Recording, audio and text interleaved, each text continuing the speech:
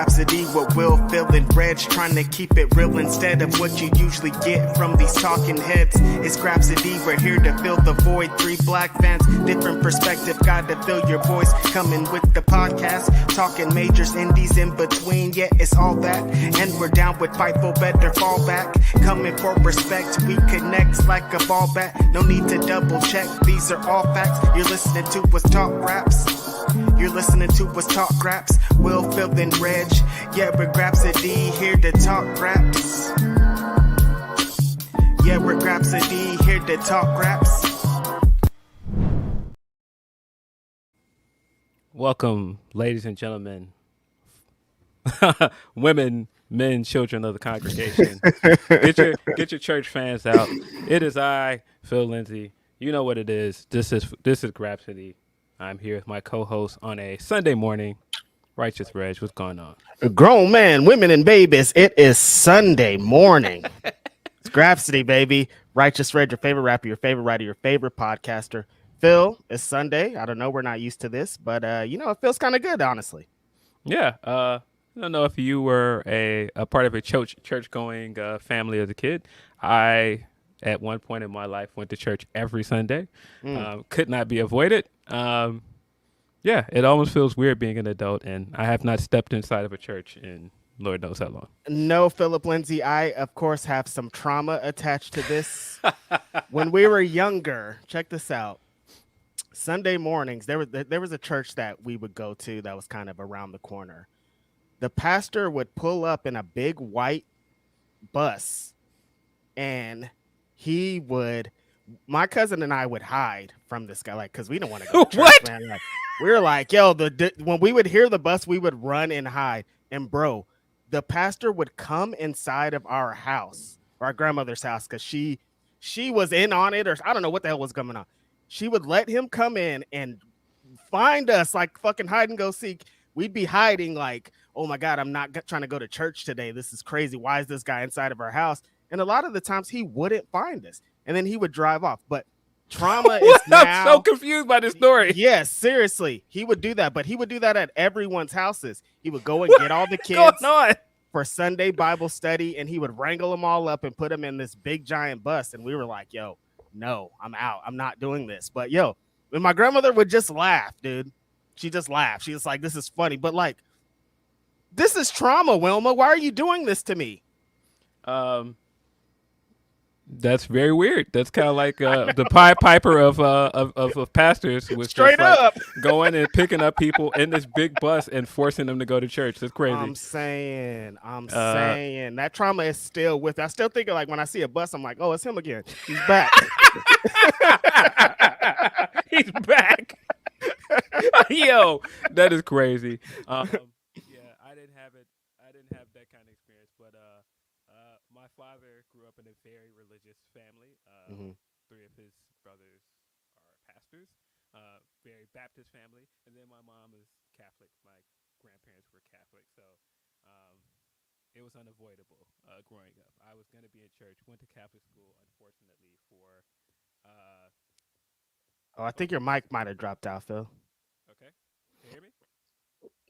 No, I could hear you, but it's like low. Oh. StreamYard. It's all your fault. We can work through it early. It's early. We got time. Come on. All right. Can you hear me now? That sounds better. Yeah, that sounds better. I don't know what happened, but all right, we're here. We back. Yeah, it was unavoidable for me. I had to go to church growing up. Went to Catholic school. It was a whole thing. Catholic school. I still feel we've been friends for years now, and like, you still tell me things, and I'm like, what? Like, when you tell me about your life before getting into like wrestling writing and stuff, I'm like, yo, you was living a whole different life out here, big bro. Catholic school, nuns and everything. Yeah, the whole Sister Mary Clarence and everything. Oh, you bringing it back to my costume on Wednesday? whole 9 yards. It was definitely a thing.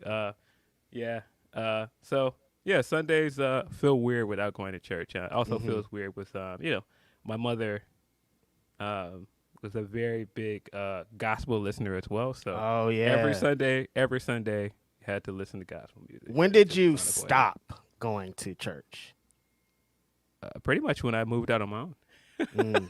Yeah. This was the thing all the way through high school, almost. Yeah. That makes sense. I mean, mine was way earlier than that, as you can tell. So, and I'm probably never going back. But shout out to all those that do praise the Lord. There's nothing against y'all. If you are going to Sunday church right now or just came from it, shout out to you, big dog. What is it? God is good and all the time. You know what I'm saying? God is good and all the time. God is good. You know what I'm saying? It's a wild way to start our pod. He said, come on, praise him. Praise him. We're going to hell. We are out of here. We're out of here, man. Pitchforks and fire are coming, man. Get these two dreadheaded heathens the fuck out of here. Come on, man. Praise him is crazy. Come on, man. Praise him. Oh, man. Ooh-wee. Yeah. On another note, I was just sitting here listening to the Sci-Hi album, No Dope on Sundays. Oh, feels very relevant. Fantastic album. Great album. One of the best albums of 2017, in my opinion. Seriously. One of the best albums of that whole second half of those 2010s for sure. Yes. Sci-Hi proves very much that he was the creative voice behind a lot of stuff with good music. Mm-hmm. It's weird that he has kind of fallen off the map and fallen out of certain people's good graces. He had a single that just dropped this last month though with Pusha T. Did you see that cover art? Yeah, it was weird. Yeah, I didn't know what to make of that, but I'm sure the music was dope. He's been dropping Lucy's every now and then. I like so.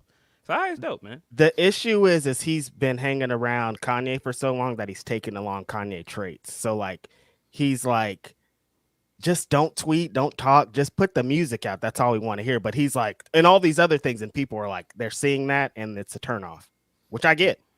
Yeah, he was very defensive of Kanye for a long time, which I also get. So I think some of that also rubbed some people the wrong way. And then once he was on outs with good music, it was just like, dang, you did all of that riding for homeboy, and look where it got you. That's kind of crazy. It is crazy, especially when he was telling the stories of creating that album of Kanye's just oh, is your album done? He's I got a bunch of, he's send it to me. And it wasn't the creative process is we assumed it was. Still was a great album. He did it, but you keep hearing stories like that. Then we heard about the Nas recording in the backseat, and it's what the hell was going on? But the magic still happens in some cases. Yeah, a lot of weird stuff was happening in Wyoming, apparently. Can't wait till Chance puts out a book or something talking about that, because he was smack dab in there. That clip of Chance getting sunned by Kanye makes me feel bad for him every time I see it, man. It's just fight back, man. Yes, don't let him do this to you. I know that's your guy. I know that's Kanye West, but don't. What's going on here? Why are you just letting this man berate you in front of all these people? It's crazy. Yeah, crazy. Yeah.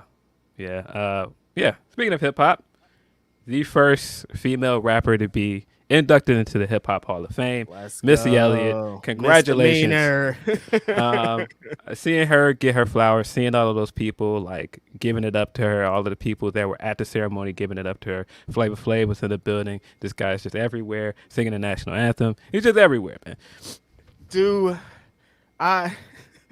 Does the national anthem matter? We're not measuring. What I'm saying is we're not measuring. It doesn't matter. It matters. Well, let me rephrase. Being a great singer at doing a national anthem. I know it's history shows that it's usually a great singer, but is it so crazy that Flavor Flav wanted to live out this fantasy? It was awful. Don't forget. But was it awful? It was kind of brilliant, man. The guy came out there, sang it his way. You could tell that he practiced it. There were points of it that were a little shaky, but the crowd was into it. That's what I'm saying. Public enemy. I think the funniest thing about it is he did it in Milwaukee, and then Milwaukee proceeded to get blown out tonight. Bad omen. Bad omen for sure.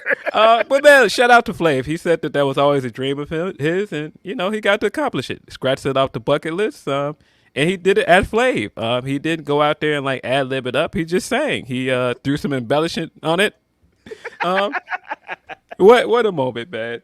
I love hip hop, man. It's even better because it's the 50th anniversary of hip hop, and like all this great stuff is happening, and then Flavor Flav is just automatically outside. I think he threw out the first pitch too. Like he's outside for reals. He's outside. He was on that flight to Vegas giving out snacks.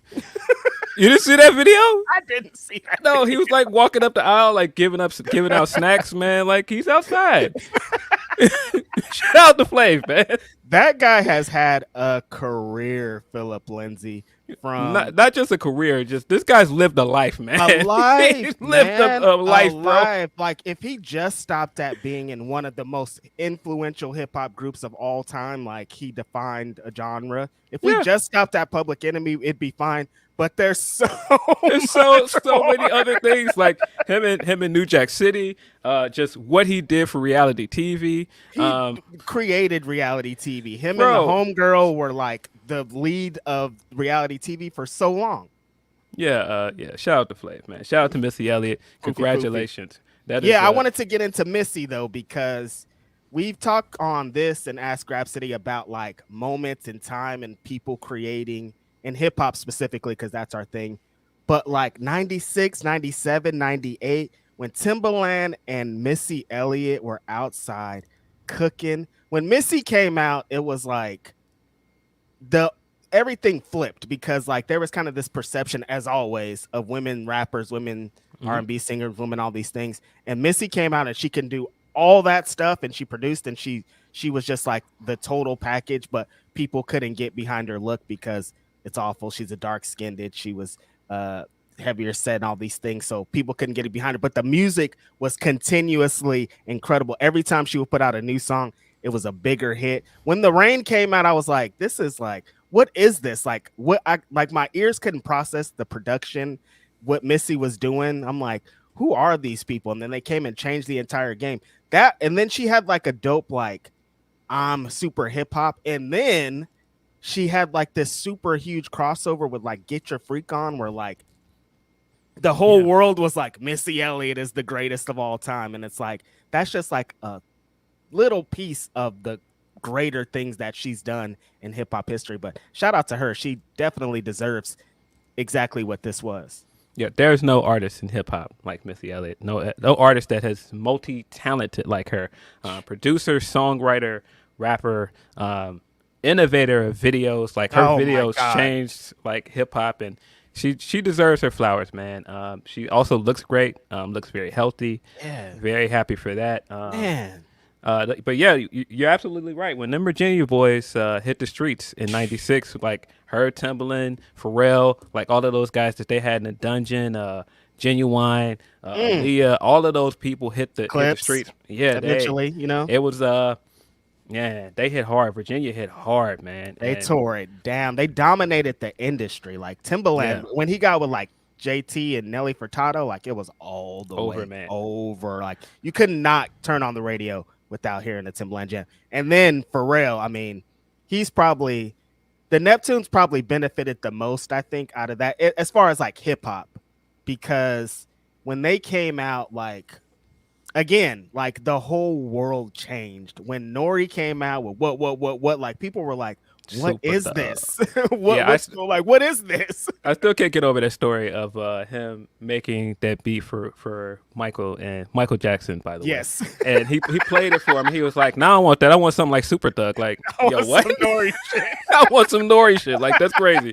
I want Super Thug. Michael Jackson was like, "Nah, give me that hard stuff. I don't want give me Super Thug." Like, that's crazy. Like, I ain't trying to hear that front stuff or whatever else you were making for me. That's cool. Fun.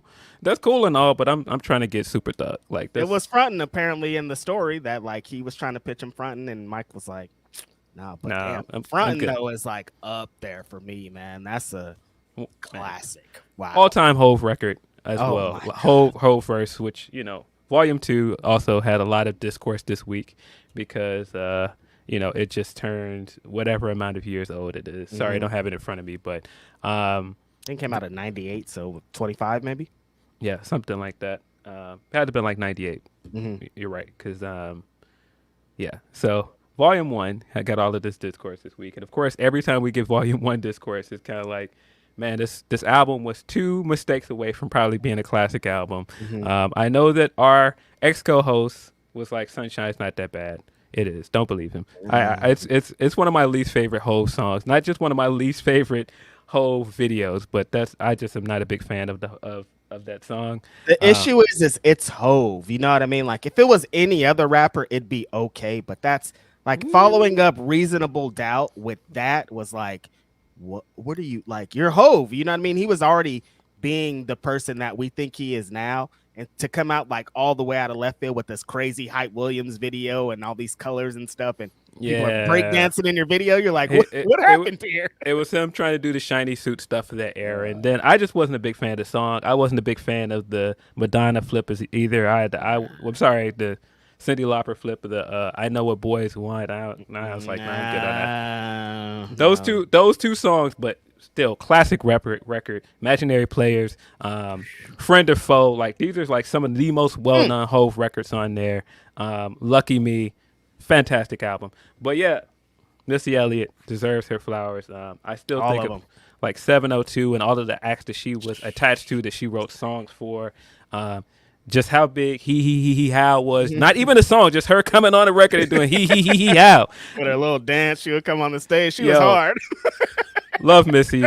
Cannot imagine hip hop music without Missy Elliott. So big congratulations to her. Congratulations also to Shaka Khan, who was also inducted. It's crazy that it's been this long. Why hasn't Shaka Khan been in? Every time something like this happens, I'm like, what? Shaka Khan? Like, what? She should have been in here like 40 years ago. What's going on here? Yeah, it took way too long. Wrestling fans, of course, know Shaka Khan because of the Ain't Nobody record that Swerve used to come out to.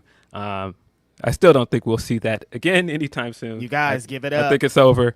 But it's just crazy that's just how big Shaka Khan is, and just how much like her music has like touched so many parts of pop culture. Of course, you know, the Shaka Khan sample on Through the Wire that she was not happy about, apparently. She took her money on it, was not happy about the use of her music in that song, but that's still a classic Kanye record.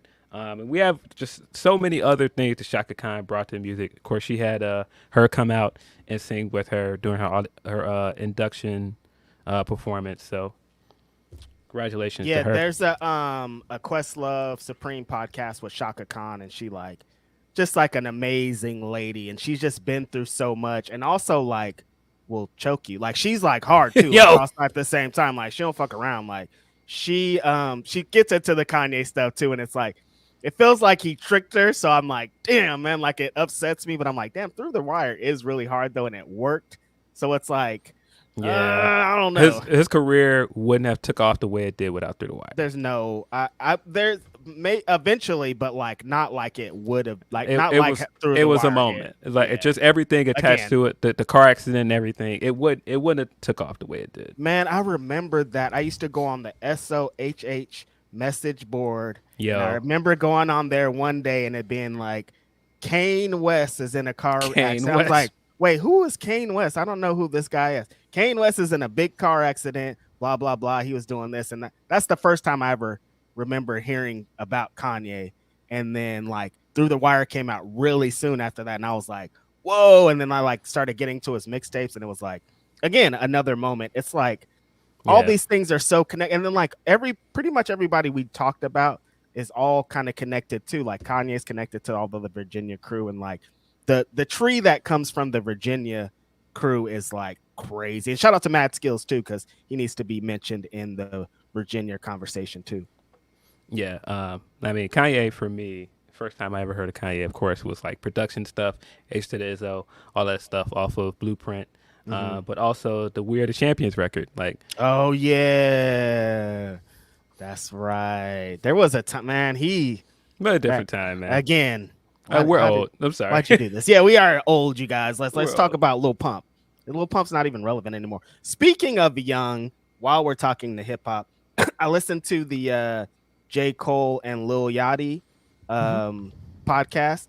Lil Yachty, it's funny because they get into all the feelings I had about Lil Yachty and his kind of generation of rappers. Because J. Cole, of course, like we have the same feelings and things. When Lil Yachty and them came out, we were like, what's going on here? Like we didn't really understand kind of where the thing that we loved was going. And it's funny because Lil Yachty, they start the podcast by Lil Yachty's co-host is like, did you know that Lil Yachty dissed you to J. Cole? And J. Cole's like, what? And he's like, the second song I ever wrote was like, fuck J. Cole and all that lyrical miracle shit. And like, it's like, so shit. Like, and J. Cole and they like get into like how both sides feel like, they feel like we're old heads, we're blah, blah, blah, we won't change. And then the young people, and then we're like, y'all are fucking up our genre. We built all this and y'all are changing it. And like now, like literally a couple weeks ago, I landed on like, it's the game. Like it's all hip hop. Even if I hate it, I think it's the worst. It's still trying to be in the lexicon of what hip hop it is. But really great conversation. J. Cole, of course, is like really insightful mind. Mm-hmm. New album's about to drop. It seems we're ready pretty soon, and we are super ready. Before I listened to that podcast, I hadn't listened to the song that they did together, but then I listened to the song that they did together, and I was like, hey, yo, Lil Yachty was getting this shit off. Like, they talk about like how people don't like Lil Yachty because like of his voice and stuff. I like him because of that. I like him because of all the different things that he does. I wouldn't want him to change his voice. I like when I listen to a song and I can know that it's Lil Yachty, because that's what's wrong with a lot of mainstream hip hop is everybody's trying to do exactly the same stuff. But he went off on that song, and then J. Cole came in and just lost his fucking mind. I don't know, like, how do you do that? I haven't heard the whole podcast. I just heard the clip where they were talking about the Cole and Drake record. Right. And Cole said all the things I expected him to say, because he's still from that breed of, if I get on a record with a guy, I'm trying to kill him. I'm trying to have the best verse on here. And he was very much like saying what I already knew, that Drake was just not in that place for the record. He was just trying to hop on a record. He wasn't in that mode with J. Cole. You could tell who was trying to have the better verse on that record. And that was. But my thing is as Drake, I'm on a song with J. Cole. They're gonna grade this. Wouldn't you just go hard because you're gonna be graded? I don't think he's in that same place, man. I think because he's had so many moments where he's done that, where he's had the better verse on the song, and regardless, does that change how much money he makes? Does that change his streams? I think he's just like, all right, the game is the game, and I get it. But and how many of those he had the best verse songs went number one? Is I guess where we land with it. Like this song went number one because Drake did Drake. Yeah, Drake is Drake. But yeah, it was what I expected from that conversation. I do have to listen to the whole podcast, but I thought J. Cole was pretty insightful, and he was saying a lot of the things that Joe Budden was saying. And also that those two Venn diagrams are funny because, of course, the first time old heads and young kids kind of collided in that way with Yachty was when Yachty was on Everyday Struggle. And Joe Budden. We got that classic clip of that. But yeah, I mean, I don't know. I appreciate the young dudes for what they are. Some of it is just not for me, but that don't mean it's all trash. It's just not for me. Yeah, I like what he was saying about like, no, I come from like when we get on a song together, I'm about to rap hard as ever. Especially like there's competition regardless. If they were just doing a song for a mixtape, there's a competition. But J. Cole, knowing that being on a Drake record is going to be heard by so many people, like different audience. I'm about to come on here and bar this guy up for all his millions of listeners to listen to. And he absolutely did. Make no mistake about it. Also, you can use that excuse, Phil. You could be like, if I'm Drake, I'm like, I was just trying to make a good song. I wasn't trying to do all that. He absolutely did bar this guy up. But make no mistake about it as well. Drake has got on records and barred people up. Drake has got on people's records, and his hook is why people listen to the record. Drake is still Drake. 1,000,000%. Versace. What was the song? Look Alive. Like, there's hella songs where he like, there wouldn't be these people if he didn't rap on this song. So like, and he gets on and like spits hard too. So it's like, anytime we get into like the Drake can't rap debate, I'm always like, shut up, dude. Like, you don't know anything. We don't have to do that. And then we get to this weird place where people that don't like him bring up the ghostwriting stuff. And I'm like, yeah, but how selective are we with the ghostwriting thing? I don't want to go into very selective. I don't want to go into a tangent, but how many people are we going to count out now because of ghostwriting stuff? Because Dre didn't write nothing. Dre did not write nothing. It is very well known that Eazy-E did not write nothing. Snoop has admitted that he did not write sometimes. Like how far are we going back with this? Like I said, still DRE, a giant record. Snoop didn't put one bar on that. That's all. No, that's what I'm saying. There are other guys. Puff. Like Snoop is on my list, and like he's like you said has admitted to He's having admitted to ghostwriting. And then ghostwriting. what am I going to be like? Nah, take Snoop off? Like no, because also at the same time he wrote a lot of the Chronic. He wrote like he also, and then that's where it comes with Drake. It's like yeah, Drake has some ghostwriting shit, blah blah blah. But then like if you look at how many songs he's written, it's like okay, that's all null and void here at this point, to me. Yeah, there's just too many other guys that we consider like elite, like even Kanye, for example. Kanye has admitted that he hasn't written. Drake That's has written from the beginning. Drake has written for Kanye. So I mean, it just how far are we going with this ghostwriting thing? I don't think that should be the whatever the bar we're trying to set for Drake. Like he's exceeded that, man. Like that was just a time and a moment. Like Meek Mill did that, and there are gonna be people that are forever like blah blah blah hip hop purists and shit. But like, yeah, he's the boy. Yeah, look, man. Of course, if people are not here for our hip hop talk, that's just what it is. It gave me plenty of time to distract from the fact that I forgot to log into our HumperChats. So I logged into our account to get our HumperChats up while we were talking hip hop. See, and just smoke and mirrors for you on this Sunday morning. Hip hop brings us exactly where we need to be, and sometimes it helps us along even when we don't notice. I see that they announced, I don't know, this is a weird transition, Chicago for some reason, that there's going to be a War Games. Was last night the first time that they said out loud that it's going to be a War Games? Yes, we did get confirmation that Survivor Series in Chicago, Illinois will be War Games. And we got that during Crown Jewel. So of course the big pay-per-view this weekend was in Saudi Arabia. I'm still, kind of uncomfortable with the Saudi relationship. I still has this kind of icky feeling watching these shows, and getting into like the propaganda in some of these shows is also very uncomfortable. Like the commercial they aired was just very much like and I get it, it's not the wrestler's fault, they're just doing their job. No. Yeah, but man, that commercial was uncomfortable.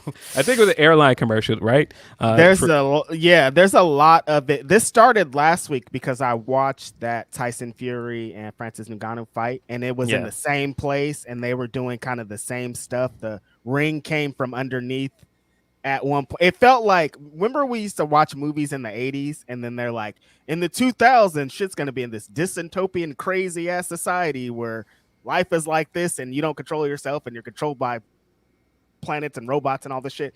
That's what this feels like to me. It's like we were fighting to not get to this point, but now we're to this point and it feels icky. Yeah, it feels very I mean, it is what it is at this point. They've been doing this so long that they're not going to stop doing it. It's a 10-year deal. You have to just deal with the fact that we're going to get the Saudi show a few times a year, and absolutely they are getting a massive bag to do this. But then you also have these things that keep coming up about the Saudi Arabian government, and it's very, very uncomfortable. I could get past the propaganda, the commercials, but like what they're doing out there is like the sports watching is very much it's not for me. But as somebody that covers wrestling, unfortunately, a lot of times we have to watch these shows. And, but beyond that, Philip Lindsey, when you get to the show, let's keep it real. Felt like a glorified house show. It absolutely did. That's where I was kind of going with it. It was a fine show, but like there was stuff I liked about it, but it definitely did feel like a big house show. There were cool things about it. Like I will never get tired of seeing how much that crowd likes Sami Zayn. Right. Having Sami open the show in the pre-show was cool. Sami came out with the Muslim garb again. Got the big reaction. Took on JD McDonough in a kind of throwaway nothing match, but one with a Blue Thunder bomb. We very rarely see that. Pretty hot. I thought it was cool. It was a good moment for Sami again. Good way for him to heat up the crowd before the main show started. And the main show started with a banger, ladies and gentlemen. This was the best match on the card. Not just saying that as a Seth Rollins fan. This match was fire. I feel like it's his best match of his title reign. Really? I do. I arguably his best match this year. I thought this was an exceptional match, best match on the card in my opinion. Yeah, I think that this was the outcome that I kind of expected, and I do like the story. This is probably the best story that they've told too, going into one of Seth Rollins' match. Like pretty much they knocked it all out of the park. Is this it for Drew? You think? No, I think that they've still got stuff that they can do with Drew. I really like the story they did building up to this. This is pretty much the first time that I've seen any storyline at either major wrestling company built off of the pandemic stuff. Yep. And I thought they did a really good job with it. I thought they did a really good job with the rumors of Drew's frustrations because he's been, of course, doing interviews. There's, of course, been the rumors about him not resigning. And I thought this was a great way to play off of that. And like I said, the match was great. We got some great reversals in this thing, some really good false finishes. One of the things I really liked, as somebody that agrees with Reg, that I don't like the countdown. There was at least twice in this match where he got into the corner and he hammed it up and he did the countdown. And the second he went for the Claymore, Rollins was ready for it. I was like, hey, man, maybe stop telegraphing your finisher. And, you wouldn't I can hear the crowd saying 1, 2, 3, I'm about to duck. Yeah, maybe stop telegraphing your finisher and you don't have to eat a super kick when you go for it. But there were a few really good reactions to that. Like the super kick that he kicked him out of the corner. There was a good one where he went to try and hit it coming not out of the corner, but Rollins just ducked it. Really good action here. Rollins hitting the springboard swanton at some point. He pulled out some wild stuff in this match. Rollins be hearing these allegations, Phil. All the time. He tried to. This very much felt like Rollins trying to steal the show, and I think he succeeded in some ways. And him being put on first put something in him too. Him being on first, him being on a card with Roman again, I think he has something to prove. He is also still trying to put that belt on the map. And, tried to pull out that Phoenix Splash for us. I was like, we don't get to see that Phoenix Splash too often. He missed it, of course. But, yeah, this was a very, very good match. Of course, Seth Rollins retained here. Drew McIntyre lost via a pedigree, and then he got hit with a curb stomp at the end. Yeah, and then afterwards, we got a really good callback to all of the stuff with Judgment Day where Rhea was coming around for her match, and she was like, well, gave him that look like I told you. And yeah, we got a cash-in attempt. I was figuring we were going to get a cash-in attempt here because I'm just like, yeah, Rollins has made a point that he's more beat up than ever. This is the time. And so he came out, and I thought the way that they avoided the cash-in was brilliant. If you're going to have anybody interfere with the cash-in, because a cash-in is like a fan favorite with the crowd every time. Right.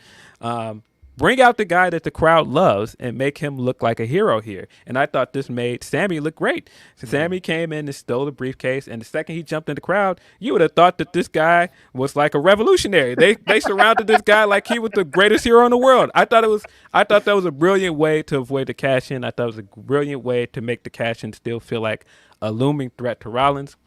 And you got Sammy on the main show. Yeah, you got Sammy on the main show, and you continued the story of Sammy doesn't want Judgment Day to get any more power because, of course, he's seen what that did on SmackDown. So I thought this was good. I thought the opening of the show was very good. Yeah, good way to start the show. Good way to show Seth Rollins what he's been doing with this championship. Like, this is where the Real World title is at. This is where the stories are at. This is not going to be the same old like we get on the other side. Yeah, I do feel like at this moment, the world title is the more interesting belt of the two world championships, but that's not a real surprise to me because, one is more on TV more, and one there is more competition for it. It feels less predictable, right?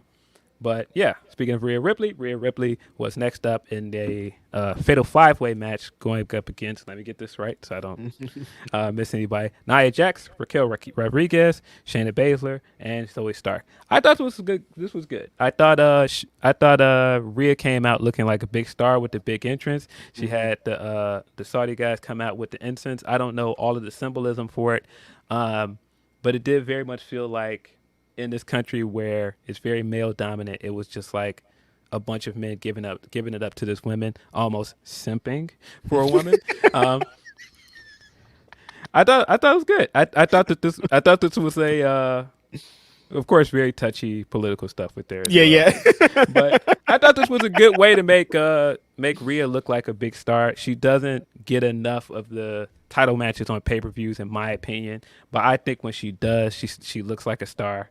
And I thought this match was solid. Yeah, I want her to be presented like this all the time. She is a big star. She is the women's world champ. She is the leader of the Judgment Day. We should all be kneeling at her feet. And on top of that, she's an incredible performer. So, like, she deserves this kind of rub. And I think the main thing about Rhea Ripley's reign is we just want to see her in more matches. Like, I love her being the leader of the Judgment Day. I love the stuff that she's doing over there. Got her to being this big mega star, but like more of her just kicking people's ass. Yeah, I thought it was good. I thought a few people looked good in this. I thought Raquel looked good. I thought Zoe looked good in the dive that she got, where the cameraman like kind of tripped, and you got this good visual of her like sailing overhead. I thought it looked good. Very good happy accident. I thought Shayna Baszler looked like a monster at several points in this match, where when she pulled off that 3-way submission hold she had with the careful to clutch in the middle, I thought that was fire. I'm a Shayna fan, man. So I know you have been. I want Shayna to get her moment where she gets like a big title match, and I thought she looked great here. I thought Rhea and Nia had good chemistry as well. It was a solid match.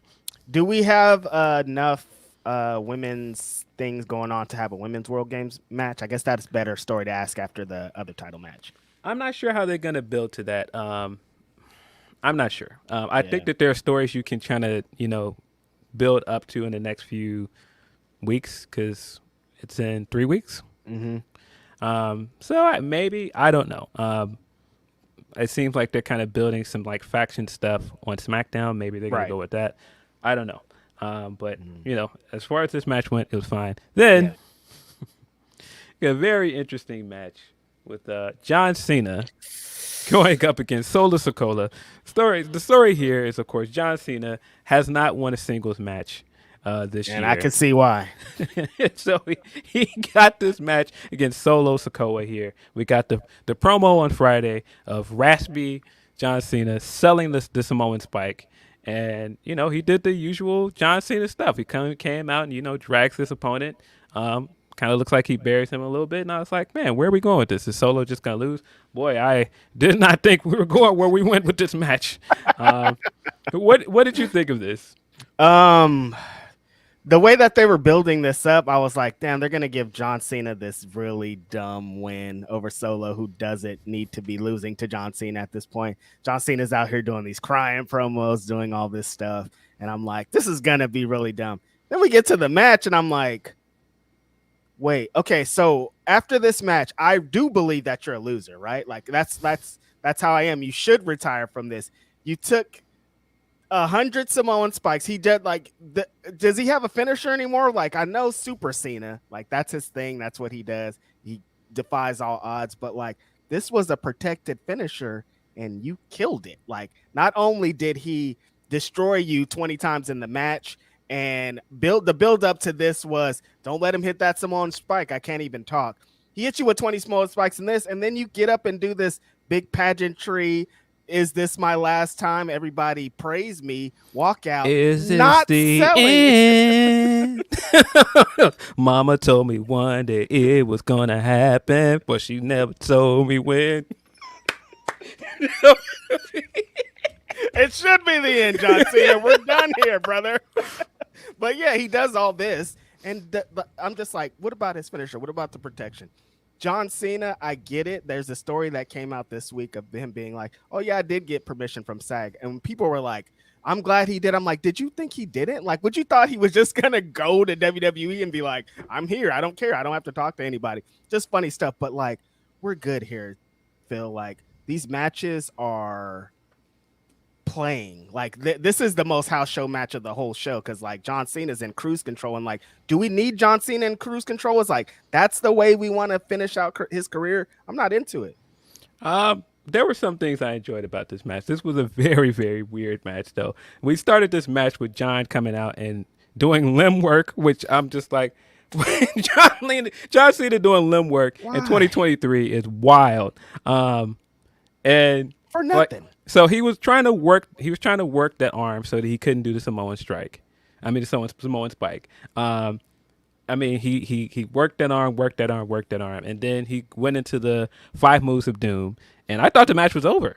And then he got him up towards the end of the 5 moves of doom for the AA, and then Solo got out of it, hit him with the Samoan drop, and then kept the match going. I get the story they were trying to tell with this match, but it didn't come off as well as I think they wanted it to. I do think it's a cool visual of him taking all of those Samoan spikes, but there were things about it that didn't quite work. Like when he first did it, he hit him with like 2 Samoan spikes, and he's laying on the ground, and the camera just gets right up close to him and he's like clearly calling spots.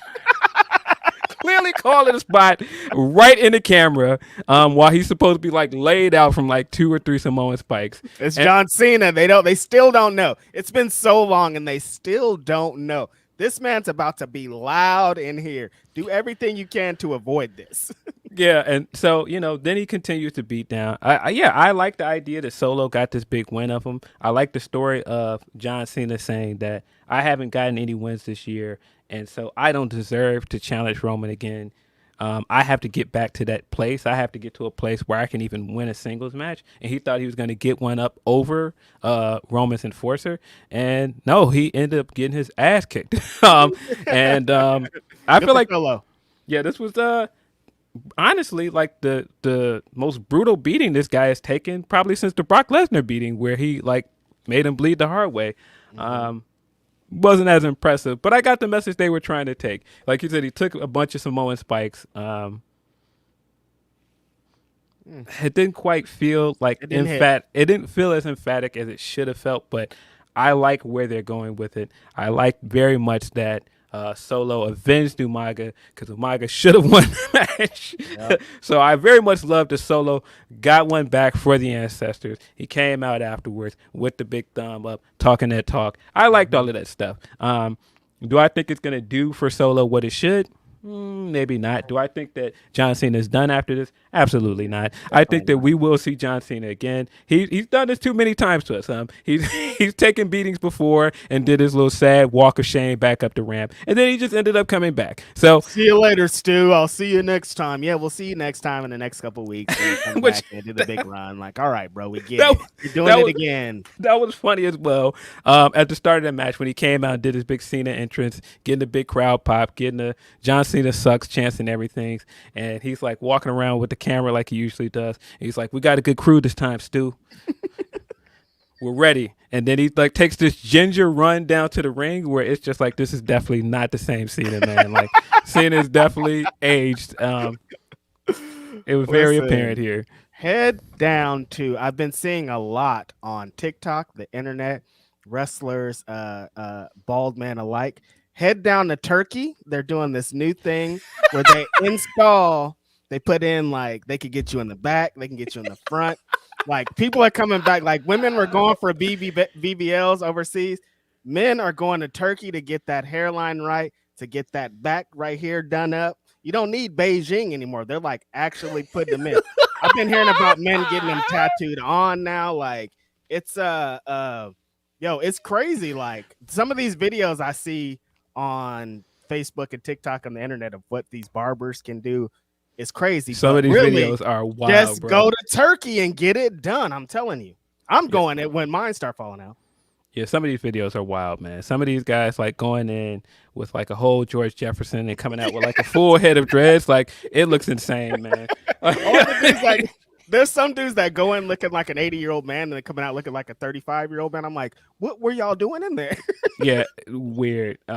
But yeah, this match was a match. Did very much feel like one of those house show matches. I get that they're trying to tell this story heading into WrestleMania season. That was the other thing about this show. It very much felt like it was setting up stuff to WrestleMania season. But yeah, I don't believe you, John. I think you'll be back.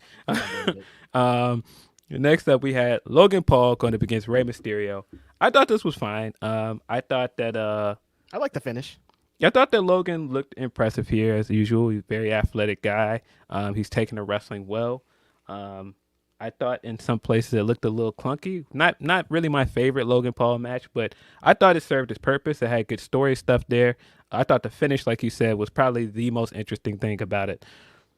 Listen, it's gonna sound crazy. I don't really hate this guy, Logan Paul. He kind of works his matches like old RVD style. He It's does. crazy.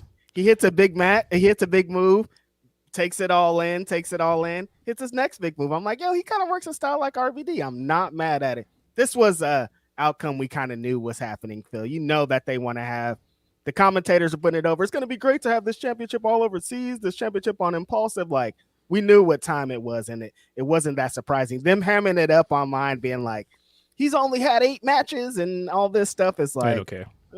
Yeah. I don't care. Look, interesting choice. Listen, man, the main champion on his brand is a part timer. So why would he care? So what's going to happen over here on SmackDown, Phil? Because just like you said, they got a lot of part-time champions over there. What's my incentive to be a SmackDown wrestler if I can't even challenge anybody? I've been saying it for a while, but they got to split those tag belts up, man. You've got good tag teams on SmackDown. You got Street Profits, you got LWO, Pretty Deadly, Brawling Brutes, and they really have nothing to wrestle for. So they've got to get the SmackDown tag titles back. They just all beefing for just because, like they're just like, oh, I hate you, you suck. Yeah, so that's just first off. You got to get those titles back. But I don't think that this really hurts the brand for now. It depends on how long this is going to go. I think this plays into another outcome later in the show. But the second Logan Paul won, I immediately thought about, all right, Logan Paul inserting himself into the Money in the Bank match. And who had the biggest problem with that? L.A. Knight. I think that this is where this is leading. We're probably getting Logan Paul versus L.A. Knight at WrestleMania.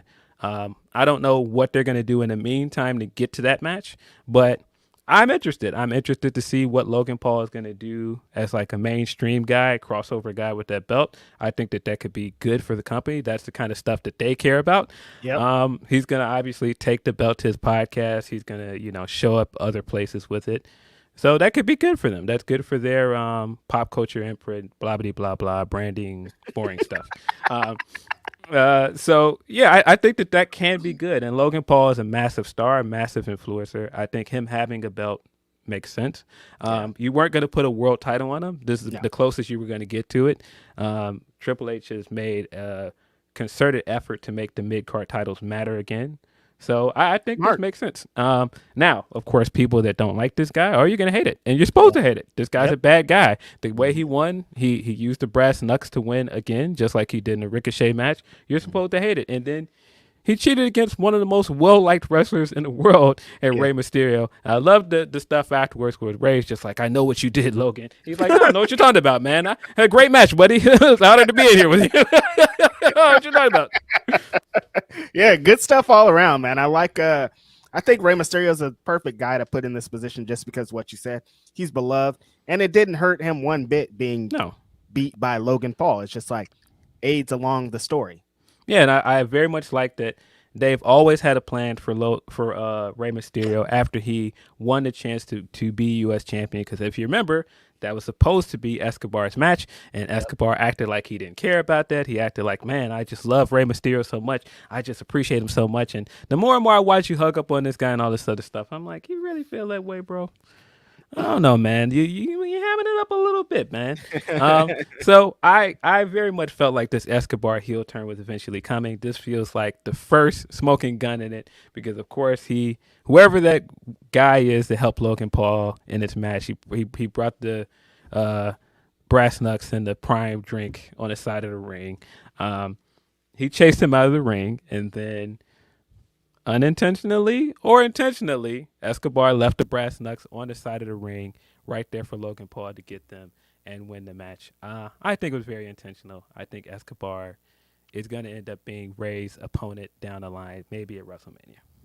Yeah, I kind of want with Rey Mysterio, I don't want like the rest of his career to be this kind of what happened. Like he did this mentor, like first it was with his son double crosses him, and then he starts his mentorships and he gets double crossed. I don't want Rey Mysterio to be like this old, unoblivious veteran who keeps getting taken advantage of because he's a really nice guy. Maybe this can lead to a Rey Mysterio he'll turn heel in the end too, because He keeps getting taken advantage of by all these people, and he's just trying to be Rey Mysterio, the nice cruiserweight that teaches you that you shouldn't do too many flips early in your career because you might hurt your knees.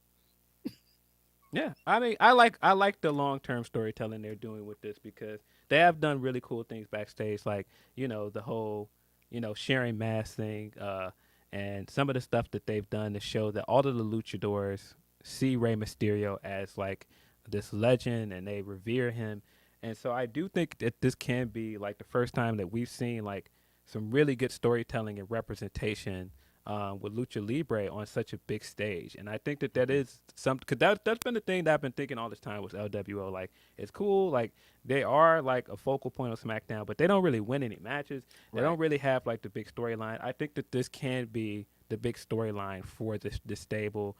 And I think this feud could be big for both of them. It could be very big for Escobar. I think Escobar was dope on NXT, was a heel on NXT, of course. So I'm here for it. I think that this can be really good. Escobar getting a big WrestleMania match with Rey Mysterio Jr., that's like high up on his list. Many luchadors list, like they all, of course, we know came up watching Rey Mysterio inspired by him. So for him to get that would be huge. Definitely. I'm into it. Yeah, so I thought that this was good. I thought it served its purpose. I think it's one of those things that it was there to set up two storylines going forward. Right.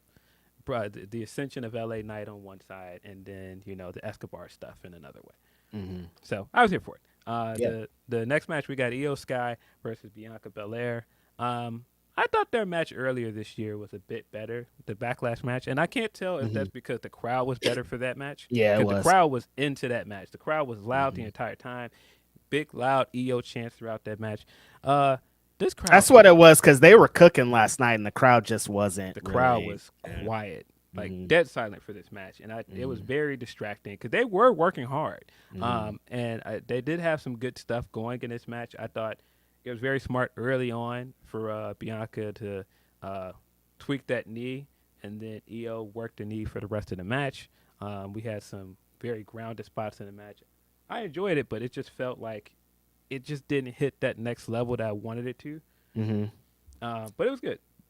But we did get in this some kind of development, because the return of Kairi Sane here at the end of this match. Kyrie looked great. We've kind of been expecting this return from Kyrie for a while, and I'm kind of excited to see what they do here in the future. One, where do you think Bianca goes? What's Bianca's story leading into WrestleMania, and are they going to do Io versus Kyrie eventually?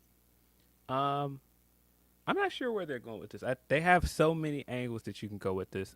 I really like that they played up so much of their own continuity here, because if you remember, the person that beat Bianca in the semifinals of the Mae Young Classic and went on was Kairi Sane. And also, as Michael Cole pointed out, the person that sent Kairi Sane packing was Bayley. And Bayley is, of course, Io's friend. Yep. But it became very apparent when Io's real best friend was there, just how different the vibe was. Like, even her raising her hand at the end, it felt like it like mirrored Io winning the semifinals match to go to the finals in the Mae Young Classic in 2018. It almost looked exactly the same. Yeah, I thought that this was good. I think that this is leading to Sky Pirates on the main roster. I think that's dope. I think Io and Kyrie together makes a lot of sense, because we never got that when Kyrie was there. Right. And I'm here for it. And of course, it means what does this mean for Asuka? Because of course, Kyrie was Asuka's tag team partner before she went away. And I do think it is very interesting that Michael Cole has made a point several times on commentary to say that Io and Asuka used to tag team together as the Triple Tails. Could we get like a trio that's similar to Triple Tails in WWE with Kyrie instead of Mio Shirai? I think that's very interesting. Of course, we got that report as well that they could be building a stable with those three and one more member that people are going to be surprised by. And then we got Sean on the post show for Crown Jewel saying that there is reports that they're trying to get Saray back. I don't know what that means. This could be cool things. I like the idea of us possibly getting this Joshi stable heading into Survivor Series. Maybe this is like that Joshi stable against Bailey and whatever friends she can get to stand by her side there. I think that's an interesting story. Okay, that's this is leading. If they lead it to that, that's going to be interesting. Do you think Kyrie is going to have a different experience this time? I think the expectations are different because when she came up from NXT the first time, she was coming off of a short-lived NXT title reign. You expected if they were bringing her up that fast, they had something for her, and they didn't really. They just put her in a tag team. Right. We didn't get the big title matches we expected. I was hoping for Asuka versus Kyrie, and we never got it. But I think there's cool things that they can do with Kyrie this time around. Kyrie looks excited to be back. Yeah. We got the hilarious clip of her standing in a hallway waiting to come out. Somebody from the crowd recognized her, and she was just like, "Yeah, what up?"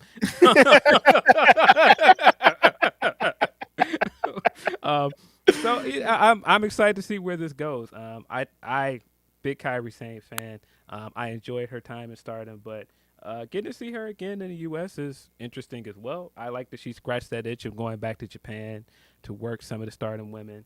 I wish we got a little bit more out of it, but are you kidding me? First ever IWGP Women's Champion, getting to wrestle at the Tokyo Dome at Wrestle Kingdom. That's all historic stuff for her. And probably going to be at WrestleMania next year. Like that's like, Yeah, you know what I mean? Like that's some good stuff. Like I'm really happy that she got to live kind of both these dreams almost at the same time. So shout out to her for being back. And I think if they really get into that stuff, it's going to bring into some really dope stuff. The stuff with Saray, though, I'm like, interesting. Yeah, this definitely with the building of this definitely again tells me Vince is not in charge. This is definitely Triple H stuff. Which I mean, look, I'm here for it. I have been a bit disappointed with Oscar's return since Royal Rumble. They made it feel like it was going to be a big thing again. It kind of feels like the same way they always book Oscar. So hopefully this leads to something interesting with those three women. I don't think that they're done with Io and Asuka. I think we can get another one-on-one match, and if we don't, if we get a tag match or something, we get a stable. I'm here for it. I thought the Kyrie's return was good. I thought it sucked that she didn't get a pop. It would have been better if she was here in the U.S. or somewhere else because she would have got a bigger pop. But for story reasons, it made sense to do it here, and it made sense to do it in a way with the Bianca match. So I thought it was an interesting choice when they were doing it here at Crown Jewel, but I was like, I see why, but also like, why? I would have rather had this on Raw. Yeah, I mean, you got another pay-per-view to build. Like, and if they do use like a stable with those three women in it at Survivor Series, it makes sense to start trying to build to it now. So maybe that's what it is. I don't know. Yeah, we'll see. But yeah, cool return, big moment for Kairi Sane. Excited to see her. Got Cody Rhodes versus Damian Priest. This was a match. This was Cody still being the great babyface, still incredibly over. People love this guy no matter where this company goes. This guy should be WWE champion, man. It's just so obvious, man. Like the guy is insanely over. You still have him doing this stuff with Judgment Day. You had him wrestling Dom at Money in the Bank, and now this time around you got him wrestling Damian Priest, and this match was fine, but it was just the usual shenanigans stuff. It was filler. It's everything he's been doing since the Brock Lesnar feud has been filler. You can make the argument that the Brock Lesnar feud was filler as well, but at least that was interesting. This is just like it very much feels like this guy is running in place until we can get to WrestleMania season. I thought it was very telling right after the match that Cole got on commentary and immediately said, "Hey, he's on the road to finishing the story." I'm like, yeah, I know. You've been holding this guy in place until we got back to WrestleMania season. Get to the shits, man. Get to it. Honestly, it feels frustrating for me knowing how hot he's still hot though. That's the best part of it is like his popularity hasn't waned with them trying to give us this, they continuously give us these bullshit it doesn't matter stories. Like we've been seeing him with Judgment Day on Raw for the last 6 months. Like, why are we even having this match? And like they keep talking about I think that's what's making it even more frustrating is they keep being like the story, but he's like not doing Like, I don't believe at this point. Why should I believe that you're gonna beat Roman? You've been in a bunch of bullshit since since WrestleMania. You know what I mean? Like, you haven't convinced me. I'm just watching this television program as to why. Like, if I'm anybody, like, I know they're on different brands. I'm like, yo, I want Gunther to be the guy. They're on the same brands. Like, I want Gunther to be the guy. Why would you be any of that? So it's just frustrating because he's still so over and he deserves to have something more consequential in all of these pay-per-views. Every time they get to a big show, he's either not on it or in some like, okay, we got to put Cody in a match, put him in that. Yeah. Yeah. I thought his promo he cut on Damian on Raw was good. I thought he cooked that guy guy up real good. And I thought this match was what it was. It was fine. But like I said, let's move Cody on to some stuff that matters now. Yeah. It's and let him be in that war. Cody is not in War Games, and he came back to WWE. That would be crazy. You know this guy want to bleed. You know this guy want to be in a match that his dad created. Come on, know what time it is. Could you imagine if they don't put him in? That'd be crazy. I'm pretty sure they're going to put him in, but I'm just saying. Yeah, this definitely feels like we're heading to baby faces up against Judgment Day in a War Games match. And if it's not that, I can see it being like Team Aldis versus Team Pierce. It makes more sense at this point for it to be the Judgment Day match. So we'll see. I think it is good that we have authority figures again ahead of Survivor Series. I think it adds something to the pay-per-view again, but we'll see. Main event. Yeah. What'd you think of this match before I say anything? I'm done here, Phil. I can't. Give this belt up, big dog. I'm tired of it. Like, when the shenanigans start going down, it's like, all right, again, here we go with the shenanigans. Like, it's not even, it's like a broken record, man. It's like not fun. There's nothing interesting about it. Like, LA Knight's pop is like the best thing about this stuff. You know what I mean? Like, but the rest of it is just like, oh, Roman's doing Roman. And it's like not even interesting at this point. Yeah. Main event, we got Roman Reigns going up against LA Knight. LA Knight is white hot right now, guys. Massive. Probably one of the hottest wrestlers in the entire industry right now. Looking out in that crowd and seeing all of the LA Knight signs, seeing all of the kids with like the LA Knight vests on. And I mean, before we even got to this match, we were getting loud LA Knight chants. Loud, yeah. It was really cool. This was the biggest match of his career. And I thought that he did well. I thought he very much looked like he belonged in that position. He looked like he could hold a main event spot. I thought that was the best thing about this. This was very much like a coronating moment for him, even though he didn't win the belt. I didn't think he came out of it looking less than either. No. I thought he came out of it looking like he could have won this match. But, boy, I'm just bored of him as champion. I just am very bored of him as champion. I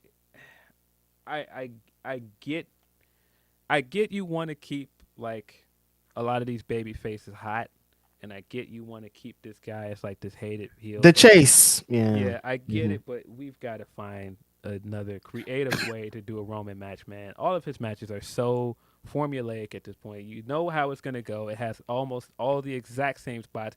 The good thing I can say about this match is that it was more concise this time around. It wasn't him doing the usual walking around and trash talking and looking into the camera. We didn't get as much of that this time, so it didn't drag as much as like the SummerSlam match did. But yeah, I'm just Mm-hmm. ready for something different, man. And that's not to say that either of these guys did anything bad in this match. No. I just need something different, man. I'm just ready for something else, and I'm just ready for Roman to do something else other than be champion. Or do something else with his character, man. Just do something else, man. I'm ready.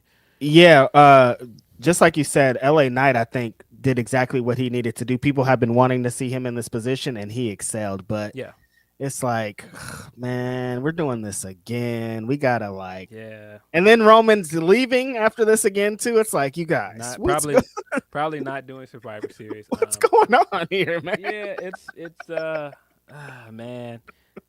Yeah, it's getting very boring, and I mean, Roman is still a massive star. I get it. Definitely. But this is now. He beat Sammy. Sammy was incredibly hot in Montreal. Massively over. Massively over in Montreal. beat Cody massively over in LA. You got the match at SummerSlam with Jay incredibly hot. Now you get another white hot baby face, and he's beat all 4 of them, and it just feels so just like, all right, man. You can't keep telling me that, all right, we don't have anybody that's there to beat him, because that was the argument for the longest time. Like, who's going to beat him? You don't have anybody that's strong enough or popular. You beat 4 guys this year that could have been the guy. I don't know if I necessarily buy into Jay as champion, but, man, as over as he can, you can make an argument for it. You can make a big, strong argument for Sammy beating him. I don't know if I'm 100% behind Sammy, Jay, or LA Knight being the world champion, but all the fans were. They were all ready for each one of those guys to beat Roman Reigns and like bloodthirsty for it. So it's like, what's going on here? So we're going back to this story's leading to Cody Rhodes beating him at WrestleMania, but I don't think that Cody Rhodes is going to beat him at WrestleMania. If you do this match for a second time and Cody loses again at WrestleMania, I just don't know how you can justify that. I just don't know how you can justify that. I just think you can't. You can't do it. Like you cannot justify that. But at least you can try and buy into their logic, even though it's nonsensical. That you had to take this year to get around back to it, and at least, like you said earlier, Cody is still hot. This hasn't hurt him. When they had that stare down on SmackDown on the season premiere, it still was electric. People were still into it. Yep. So you can still go back to this match and just do the right thing. Guys, do the right thing this time. Please. They're going to have us telling us a whole another year of they didn't finish the story. They didn't finish the story. I just don't want to, man. You've got Cody his moment, please. You got to put that belt on Cody at WrestleMania this year. You cannot keep holding this thing out, man. No. It's enough, man. Enough at this point, bro. And Cody's grinding his ass to the bone to show you guys that he's the guy. He's like, look, I'm at every house show. This is where I'm going to be at. I'm going to be outside. I can't wait to be a WWE superstar like every single day of his life. This guy has been the most poised and interesting guy at all of the press conferences this year, man. He's the guy. Put that belt on him. Stop it. But yeah, I'm a WWE superstar, you guys. Put the belt on me. And they're just like, all right, Cody, we got you, bro. But yeah, this was a decent show. I think it was better than Fastlane. Yeah, this is a Saudi show. What you're expecting out of Saudi shows at this point. Not much surprise out of it. The biggest surprise we got was the Kyrie return. Even the title change wasn't a big surprise. We all kind of predicted it going in. Yeah, it was fine. It was a show. There's going to be a WWE store in Saudi in 2024. Did you hear? Yeah, they basically spent most of the show telling us about the WWE experience in Saudi Arabia. Which, like I said, who that they're advertising to is ever gonna go there?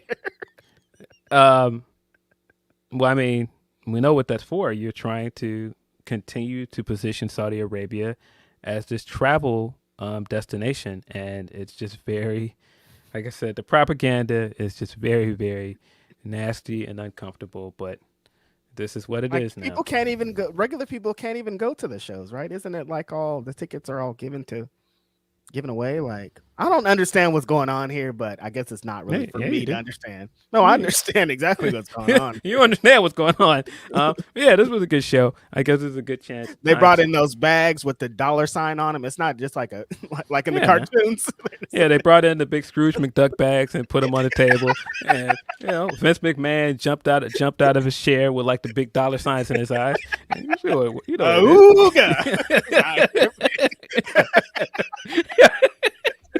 know what it is.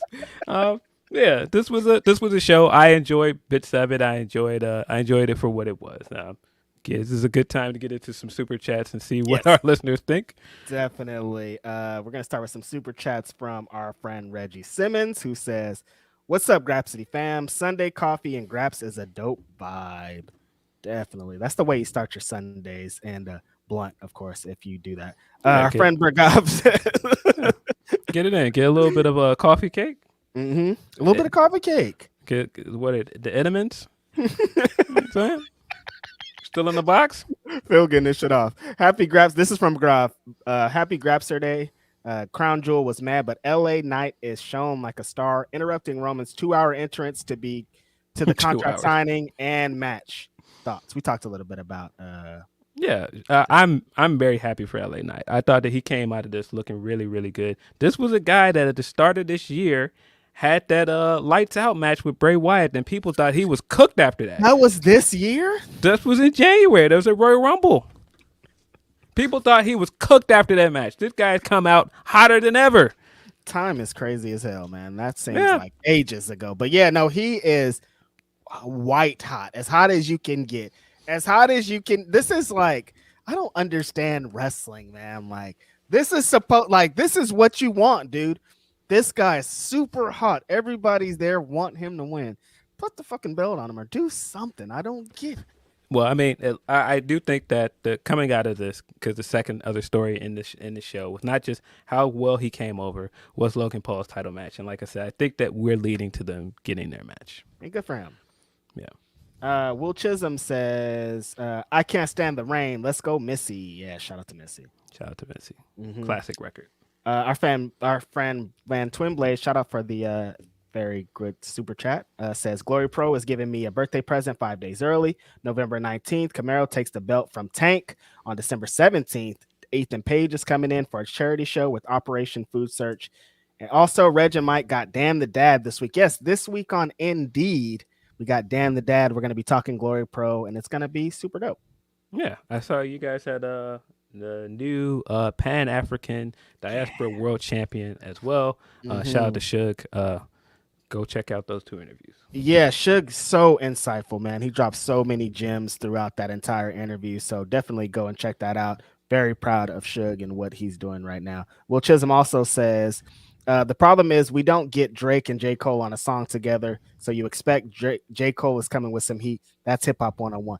Yeah, there's all these buildups, I think, to songs like this. When you look at a track list, Phil, and you see featuring J. Cole, you're like, okay, these guys are going to be rapping at this point. Like, that's what you expect as a hip hopper. But the way that Lil Yachty put it, he's like, we don't care about any of that, dude. We care about the younger generation. We care about pretty much all the other things that have to do with it. Yeah, and I mean, we've gotten big moments from both of these guys. We got stuff like the Jodeci Freestyle. They've done records together where they've both, gone off. Will Chisholm sends another one for Philip Lindsey. I'm a Punk fan, but I hate this Punk stuff. Why is it for me? It's Punk. So Punk was getting his shit off on this little MMA broadcast. Boy, as we talked about this a little bit on Ask Grapsody, but as somebody that doesn't take a lot of this stuff seriously, I thought this was very funny. I thought them asking him, man, this is what a CM Punk booked show looks like, man. Have they ever thought about giving you your own show? I thought that was really funny. Whoever else was on commentator, we should get his name, was going in. He's like saying TNA references. You're gonna make an impact. Like, he was doing his thing. Yeah, he was getting all of the inside jokes in. I thought it was really funny. People have pointed out that he had the WWE handkerchief in his pocket. I thought it was funny. This wrestling, guys, it's not that serious, man. This guy is still one of the most talked about guys in wrestling. They just put out that merch thing. The guy is still one of the top merch sellers in all of wrestling, which is insane. This guy went away for 7 years, was hurt most of this year, and then got fired, and he's still one of the top merch sellers of this year. That's just insane. And still one of the most talked about guys, still one of the most clickable clickbait names to throw up on anything, video, articles. And he's having a blast with it. I think it's funny. He got his little IG got a little IG post off this week with another well-known name from hip-hop, Biggs Burks. I thought all of this was really funny. Really? See, it has to be like Phil says. If you don't take it serious, it's hilarious. If you take it a little bit of serious, like if you believe that he's going to WWE, that makes it all extra funny to me. Like, all of this, whatever this is funny. If he's not going to WWE, hilarious. If he's going to WWE, hilarious. The big thing, if you guys haven't seen Ask Grapsody this week, Phil and I had very funny, great laugh about all the big stuff for sure, because the connections are just wild as hell. But then he gets on this MMA broadcast and he's like playing into it, doing the wink, wink, nudge, nudge shit. And I was like, All right, man. Let's just make it fun at this point. Like Yeah. he's fired from there, so like, what are we doing? Yeah, it's wrestling, man. Our friend Eloquent says, salute fellas, Dynamite on Wednesdays looking crazy. First of all, shout out to Eloquent who just released a new project. If you guys want to go to Eloquent's Bandcamp right now, putting out some super heat right now. Yeah, Phil, after Dynamite this last Wednesday, people were, oh my God, you thought that the company was over. People were like, oh, we're done here. Bury them, stick a fork in them. They're done. Like it was wild, but it seems after the developments on Collision that next Dynamite, we shouldn't be saying that same thing. Yeah, this is an interesting place to talk about the current state of AEW. Correct. Because, this was an interesting week for AEW. I think you came out of a very good Collision last Saturday. You got the Halloween match with Abaddon. It was really cool to see Abaddon again. Abaddon came out with the Fire Spawn cosplay. You also got Sheeta coming out with the Resident Evil cosplay. Fun match. Then, of course, we ended the night with a fantastic main event, Kenny Omega versus MJF. It seemed like things were looking up, man, after that Collision, because this was fun. This was a fun episode of Collision. I would say it was the best episode of Collision in a while. And we came to Dynamite, and we didn't get much of what made that episode of Collision fun. We got another very Max-centric episode. We got another very sports entertainment centric episode. And, the internet let them have it. The internet was not happy with this episode. It's gotten tanked on a cage match. We got a lot of discourse on Twitter. That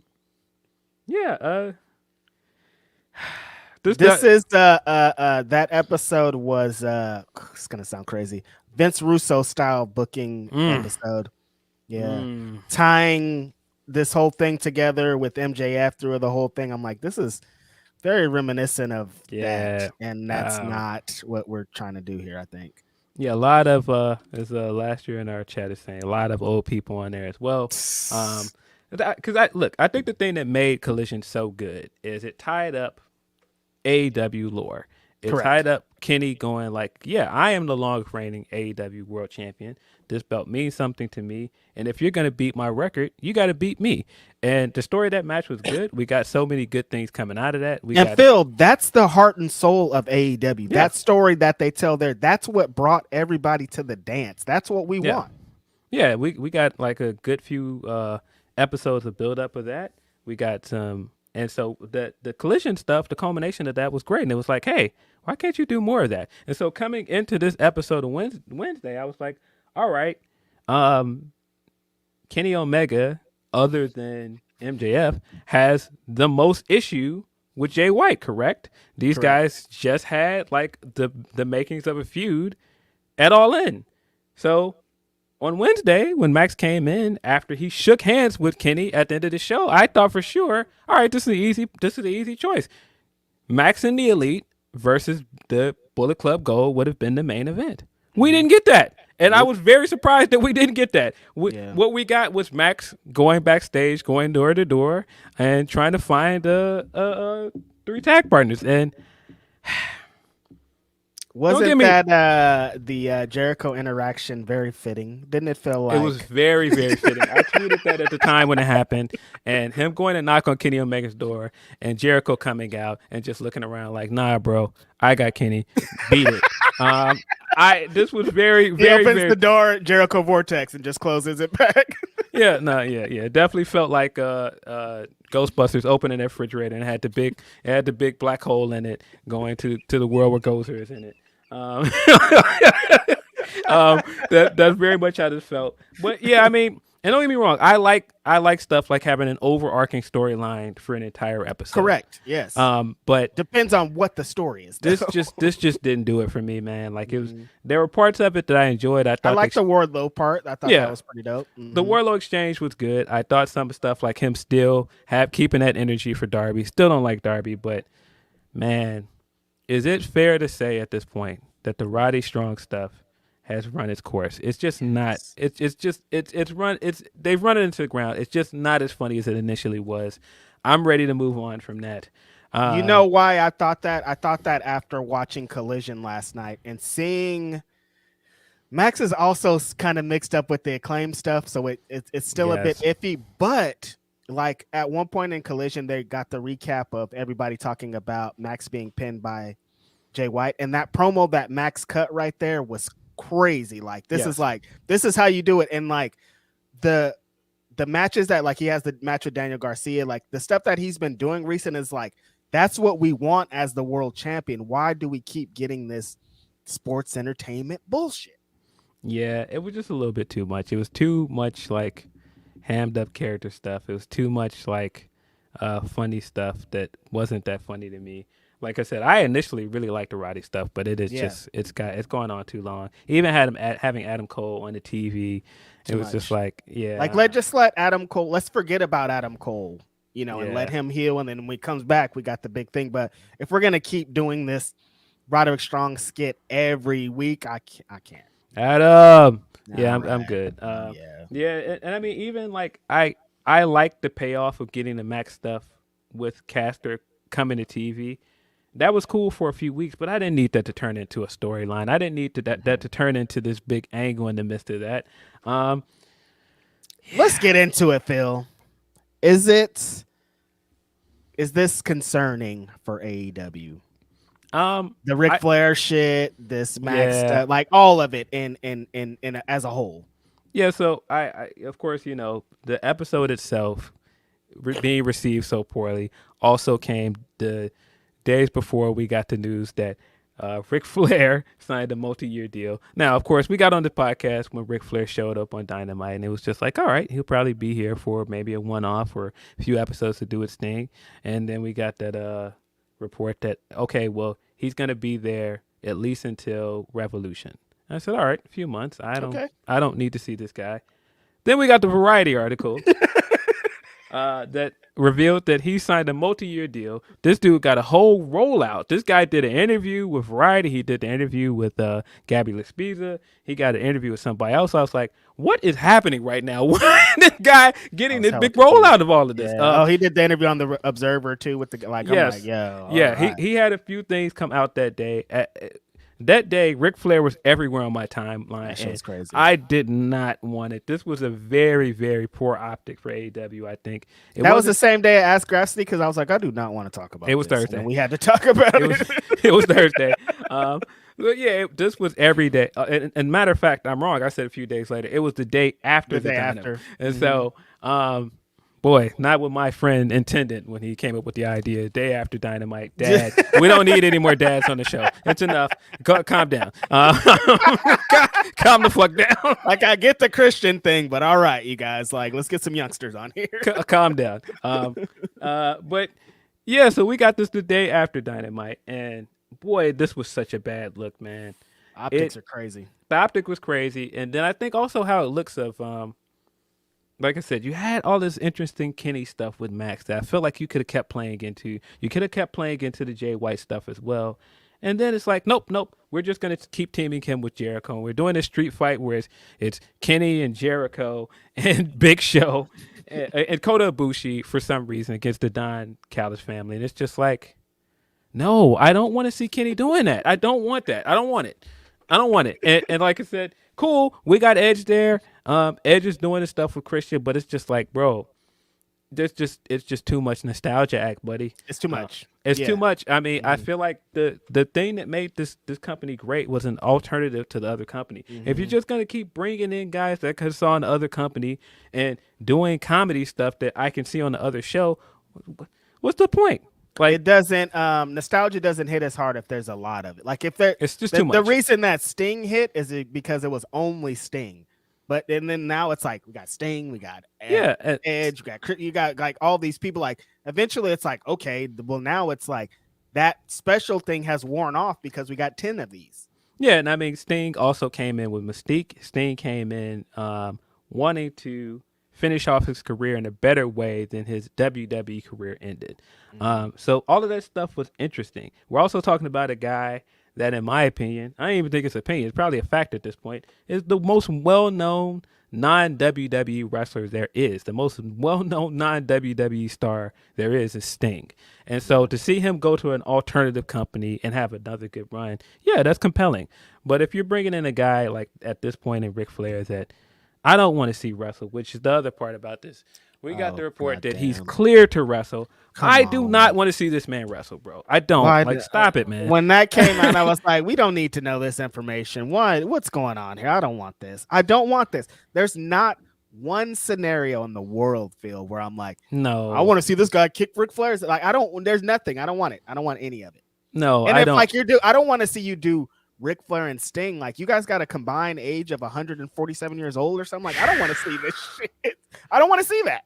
Yeah, I don't want it, man. And he has that quote from the Variety article where he's like, man, I think I'm a better talker than Max. I want the match with Max. We don't want this match, man. When we seen that Ospreay tweet over there, and Seth was like, come on, man, the water's warm. The water is cold, Rick. Stay over there. I want it. I don't want it. The water is cold, bro. Stop. And the issue is like seeing episodes like this week, I'm like, Max will probably want to do it. Ew, what's going on here? Don't talk like that. Let's just get this all out of the world. I don't want it, man. This was a very not fun week of AEW news cycle and programming. And it's so weird because I felt like right after the Punk firing in September, I thought they bounced back really well. They did. And them string of shows like the Wrestle Dream, like it was some heat in there, a lot. Yeah, they bounced back really well right after the Punk stuff and All Out. All Out was a good show. Yep. But man, October hit us hard, man. Like the Title Tuesday stuff, like him trying to promote for that, him being Tony Khan trying to promote for that, and now you've got yourself out here looking like a hypocrite because you brought in touchy-feely guy into your company after you tried to get a gotcha moment off on other touchy-feely old guy. Like, man, it was very, very disappointing, man. I'm not sitting here saying it's gloom and doom because there were things that I enjoyed about this episode of Dynamite. Yeah. I just wish that there was more of it. I thought the women's match was good. I thought Willow versus Shida was good. I like that we're still seeing Willow in these positions, but push this woman, man. Give her a trajectory to one of these titles, man. The Tony Storm stuff was still good with Shida. I'm enjoying the build to that pay-per-view match. I thought that out of this, surprisingly, this was the most interested I've been in the Young Bucks in a long time. I thought that they came out of their match. I mean, the way that they booked the match was, but the after-match stuff was good. I thought the stuff of Matt being upset and going back and being spicy with Kenny in the locker room, I enjoyed all of that. Chris Jericho trying to talk crazy to them, and they were kind of looking around like, who is this guy? Why are you letting this guy talk? Like, why is he in our locker room? I thought all that stuff was good. Yeah, that probably was the strongest part of Dynamite for me, honestly, was that promo because it's going to tell so many stories for both sides. Like, I want Kenny to really sit back and be like, man, what am I doing with Jericho? What the fuck's going on here? These guys are right. But I think the most important thing was the Young Bucks being like, what the hell's going on here? We're the Young Bucks and we can't even get help from the Elite and we're the fucking Elite. What's going on here? Very strong stuff. And I thought beyond Big Show being in there, my big homie's going to be in the ring with Kenny Omega and Kota Ibushi. So like, there's some good things that are attached to that. I definitely would rather see Kenny Omega in a, main event one-on-one match, but we're slow walking the dog still with Kenny Omega in AEW. And that's just what's going to happen here. Yeah. I thought the Christian segment was good. I thought the Christian segment with Adam was good. I'm still interested in the pay-per-view match. I think they've done a good job of building to that match. There were things that I like, but like I said, it's just stuff that I don't think it's over though. There's no need for doom and gloom because I think exactly what the story we could tell is after Collision, like the card for Dynamite is crazy. Like the Dynamite's going to be dope. And that's what the crew I think over there at AEW is because that's what kind of being on the internet so much gets you. Like you see all this bullshit, but then you can kind of course correct if you really are with it. And I think that's the benefit of this social media shit sometimes because them people are over there reading about you guys being like, this is a terrible Dynamite. This is this. We don't like this shit. These are the things we don't like. And they're trying to help and they're trying to correct it. So we got a super hot Dynamite coming up. And hopefully the narratives and the optics and all these things get a little bit better because it was crazy in October for sure. Yeah, I mean, and don't get me wrong. I'm excited that we're getting more matches on Dynamite that I'm interested in. Man, just get back to telling good stories as well. Like, I think that was the thing when, like, because people have been, like, sharing, like, the clips from, like, even the Mox and Eddie Kingston build for Full Gear from a few years ago. And just, like, remembering just how good that was. Like, just get back to stuff like that, man. Like, the comedy stuff is cool. Like, comedy stuff has always been a big part of this company because the elite have always enjoyed doing their comedy stuff, even as heels. But I just feel like it's gotten a little bit overbearing at times. Yeah.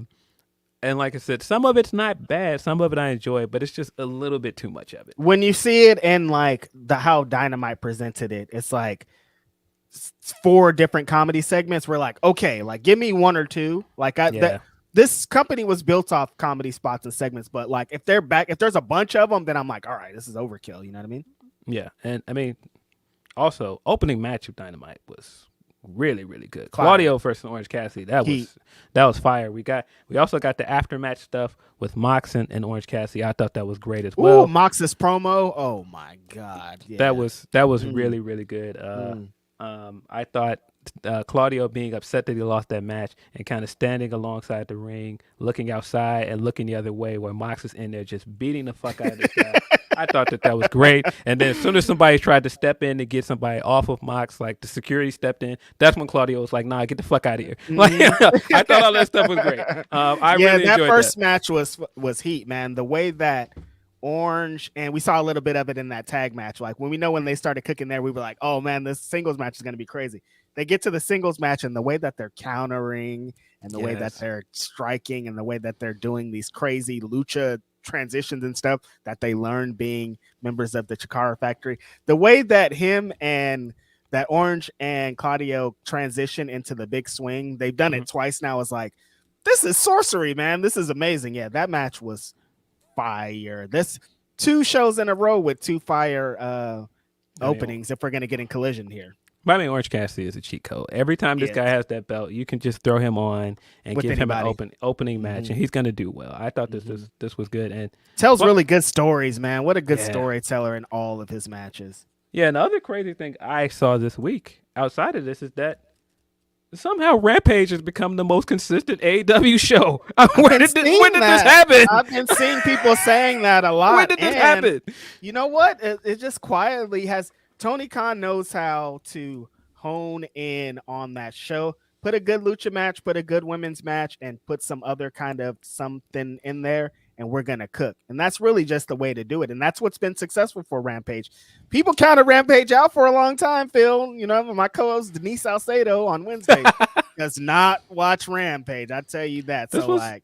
This was an eventful episode of Rampage. I thought the opening match was good, of course, with the luchadors. Of course, Vikingo versus Commander versus Penta. I thought that was great. Baby. I also thought that the storytelling that they did with the women, they started planting the seeds for the breakup of Outcast, and it seems like they might be turning Ruby face. I don't know if I'm misreading it, but something like that to me. There were some interesting things there. We saw the impact of Tony Storm moving on and becoming a bigger star, and seeing that Saraya is a bit jealous and tried to downplay it a little bit. I thought all of this stuff was good. I also thought like the weekly Sky Blue match was good. And shout out to my boy Dan Garcia. Let's go. Get the title match. That's the big story coming out of this, that Dan Garcia had a good match with Trent to end the night, and then he had cut a fire promo calling out Max, and he's gonna get his match this week on Wednesday. It's always the best when it's real. Yeah, I thought this was good, and it would hit a little bit harder if we weren't still doing this fucking belt stealing gimmick. I thought like this was the week to end it. I thought that this was the week. You're doing last week with the Kenny Omega. Like it felt weird him coming out with the belt for Kenny Omega. You know what I mean? Yeah. Like, this very very much felt like after the Kenny Omega match, you should have turned this into, all right, I respect you, Max. You beat me. It's your belt. It's your record to break. But let's make this right. And when you set the stipulation for Jay to give him his belt back if he won, again, this should have been Max in the Elite And the beating Elite. this guy and taking back the company Oh, from Bullet Club. Kenny could have beat Jay White and then got the belt back to Max, and then that tells the story of Jay White and Kenny. Like there was a lot that could Yes, have you been told and there, you didn't have to pin Jay White to do that, but I Right. very much like the idea of the Elite helping them run them off, and then at the end, Kenny reluctantly hands the belt back to Max because it is his, and you could do so much more than that. That acclaimed finish that we got with like all of the goofiness of scissoring. Yeah, some of it was funny, but I think that story is so much better.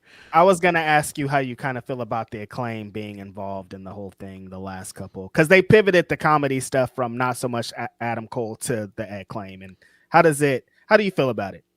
I like the Acclaimed. The Acclaimed are still very much over. Very much. I didn't need them in this spot. I think that it made more sense to have the Elite in this spot because of the Elite's history with Bullet Club Gold. I don't think it's a horrible idea to have the Acclaim in the main event spot because they are over, but I just felt like this was just so much more of what I have not enjoyed about Dynamite that it just didn't really work for me. And that's not because the Acclaim did something wrong. I just think that, like, for your world champion, I would rather see him in the mix of stuff that feels like it matters, not like some one-off like play to this internet joke that people get on Twitter if you follow Max and Max Caster. I just would have rather to see more of the Elite stuff than the Acclaimed in this position. That's just my preference. Very fair and exactly how I feel. I like the Acclaim a lot. They're very over. I like them as trios champions. They should continue to be trios champions. I don't even think they needed to be inserted at this point. They could have told the story if MJF loses the championship, then we start telling the story. But MJF is the world champion. Like, why? I love everything else that's like, I love that Wardlow's after him, Samoa Joe's after him. They randomly showed my big homie watching them one day, and they still haven't said anything about that. But that got one of those, I was like, yo, what's going on here? I like that a lot. Like everything else is happening. And then I was like, why did they add the Acclaim thing in here to kind of muddy it up? Yeah, it very much felt like those guys know that that's a joke that people enjoy on Twitter. And so they were like, all right, let's take this to Twitter. And that's one of those things that Max does really well. He's very hyper aware.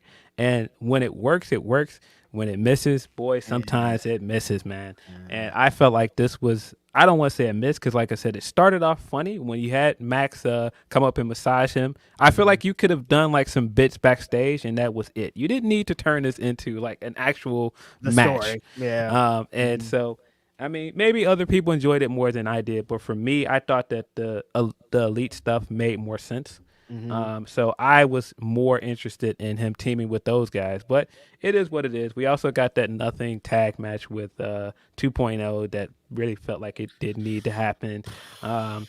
It is what it is. But like you said, it feels like the company saw some of the criticism and they're trying to pivot. It very much felt like Collision was set up as this show to go, hey, look, we're trying to do more matches next week. They set up the match with Penta and Swerve, which is going to be fire. AR Fox and Swerve opening Collision was great. I loved it. I love the way they opened the show. I love that visual of AR Fox beating down on Swerve and rolling down the ramp while the pyros were still going off to start the show. I thought that was really cool. And then we got, unexpectedly, Samoa Joe getting a challenge from Keith Lee. That pop when Keith Lee stepped onto the screen was really cool. I think we forget how much fans like Keith Lee. I think that could be a good match. Everything they have set up for next week's episode of Dynamite looks good. So hopefully they come out of this and pivot well. They trying to bounce back. Yeah, I thought AR Fox and Swerve was crazy, man. The way that I love the story of the match of like AR Fox just smothering him the whole time, like off rip, not letting Swerve breathe for 1 second. But the issue is it's on record that these guys know each other so well that Swerve is continuously countering his stuff because he knows like all of his stuff. Same way with AR Fox, continuously counters. The counters in this match were crazy. AR Fox hit all of his dives were insane. But the way that Swerve works as like a big main event star is like no other, man. the way that he transitioned, both of them kind of, because they were both hitting like sick transitions into each other. The transitions in this match were nuts, man. Why'd they break these two guys up, man? I don't know, man. Come on, man. I was sitting there watching this match like, damn, man, just get these two back together, man. Get them back. We all want it. Everybody wants it. Like, even at the end when they started surrounding AR Fox, I'm like, just hug them, man. Like, we forgot about it. Yeah, man, that move, I don't know what you call that move the Swerve pulled off, where it looked like he was going to do a power bomb. Into the power slam. That was crazy. Yo, what was that? Yo, I was like, when I watched that, I was like, oh, we out here cooking. No, we playing for reals right here. That was crazy. That looks like a backyard wrestling spot I would hit. Shout out to Swerve for doing that. I don't know what the hell that was. Yeah, but the moral of the story is, damn, just get them back, man. We'll forget about everything that happened if you just put them back in the Mogul Embassy.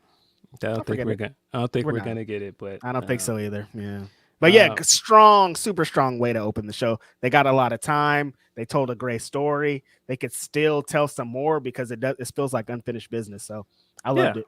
I would like to see more of him doing the, Lucha Underground opponents. I think that's cool. They're playing instead again, like I said, getting Penta on Wednesday. I think that's smart. Mm-hmm. And like I said, Penta just got the big win on Friday night on Rampage as well. So, yeah, it's a good way to play off of those two things at the same time. There were things I enjoyed about Collision, but Collision also felt like filler in some ways to set up this episode of Dynamite coming up. Definitely not as strong as last week's episode of Collision. Yeah, the big 10-man tags that they do don't hit as much if like you don't have like CM. You know what I mean? Like CM Punk played a big reason as to why these main event 10-man tags hit so hard. Like something isn't connecting when they do it again in situations like this. You know what I mean? Yeah, it very much also felt like this week on Collision. It didn't feel that way last week because we got the big main event. But now it feels like because Brian's not there. Brian was there as like the fixture to have the big matches and to be the star on the show. I didn't even think about that. And you didn't have Brian this week, and it's no longer the CM Punk show. So we're again in this conversation about trying to find an identity for the show. It's just bad luck that happened to Brian. Speaking of Brian, though, we did get an amazing announcement. We did. Wow. I thought the way that they also kept the stuff going with the injury. We got a lot of news about the injury this week. I don't know, man. I don't really need to know all of the inside outsides of when he got injured. Yeah. What the specific spot was. It was at 135 of the match. It's like, all right, dude. Like we got a lot of that. We want him to be back. We got a lot of that this week. But yeah, the official news is that Brian is injured. He does have a orbital injury. But he, as I was hoping, because they kept driving home, he will be back by the end of the year. And I was like, in time for January, huh? Yep, on time. Right on time. Yeah. I see this every week in our podcast, so I'll just acknowledge it this one time. My point isn't that it's that they don't have Punk on the show, so it's lesser than. My point is that the show has to find its identity. It has to find the star. If you promote a show as the CM Punk show for the entirety of its existence, it has to find a different identity. That's not me being a Punk fan. That's just a fact. It is. It's just a fact. Stop being daft, bro. And I don't care if you're just joking. Stop being fucking daft. Like, come on. Yeah, that is something that's continuously told. No, I understand what Phil's trying to say. He just like, it's like every week it's a different show. Like this show is totally different. That's my only point here. Yeah, it's just figure out what this show is at this point. That's all. That's all I want you to do. It's the same issue I have with Ring of Honor. I think some of the stuff on Ring of Honor has been strong. Just figure out what the show is, man. Right. It'll benefit everybody if they figure out what it's saying. Let's get into a couple of super chats. Chris Allen says, Drew losing clean wasn't best for business, and I like Seth wrestling, but I hate his current character. I think it worked for business because I think Drew should be a heel, and I think all of the teases to turning heel are great. Yeah, if we're leading to Drew being heel, that's the money. Will Chisholm says Cena just did what Cody did when he got squashed by Malachi Black, taking his boot off. Oh, he should have did what he did and take his boots off and all that. That's how I knew it wasn't a regular Do you know No. WWE when they do retirements, you got to lose the boots. He ain't take it. He ain't take his sneakers off. He ain't take his. He ain't take his sneakers off. So it ain't real. Take the sneaks. No, it's not real. That's why I didn't believe it. Deontay Soignier, our friend, says wrestling is the only thing where it's doomsday o'clock, and then 3 days later, now we back. LMAO. I love wrestling. What's good, boys? Hope all is well. Appreciate that, Deontay. Yeah, hope all is well. Yeah, he also says Kyrie is back. Pirate Princess in the cut again. Io Sky versus Kairi Sane. Build, please. Been begging for this. Joshi Wrestling's winning right now. God bless women's wrestling. It is kind of winning. I am very sad that it feels like Tam's title run is going to end with her vacating it because she's injured. Unfortunate, but I'm tired of injuries, man. She's had a good year. Unfortunate. A lot of injuries over on the Stardom side. Hate it. It's tough. It's tough ass schedule, man. Will Chisholm also says Triple H is nasty, building a new faction with Kyrie and Io, and maybe 2 more. Vince is throwing up. Vince is definitely like, what the fuck is this? What is this? What is this, Paul? What is this stuff? What are you doing here, man? What are you doing, Paul? Nobody likes that. Will Chisholm also says, and it feels like if they don't want Cody to take an L but can't wrestle Seth or Gunther for the title. Yeah, like that would be something if he was chasing that championship too, but he's just existing out there. He's made it clear he don't want that belt. But that's still, like I wanted like at least you like think you kind of like are. He said it in interviews. He's made it very clear on the show itself. I don't want that belt. I want Roman's belt. That's what it is. Stephen Marcooley says, does Bianca recruit Jade with help for damage control? Starting their story. Is that where we bring in Bianca? I mean, Jade. It's been interesting this week, Phil, because like the push the last week or so hasn't been like it was for Jade here. Yeah, I think this is the best chance to bring her in at Survivor Series. I don't know about Jade coming straight in and doing a War Games match. That sounds crazy probably not. Yeah, for her to be like her first wrestling match at WWE, to be this big like hardcore stipulation match. But I do think if you do like a multi-woman match at Survivor Series, that's kind of the best way to bring her in and kind of disguise any of her weaknesses and elevate her strengths.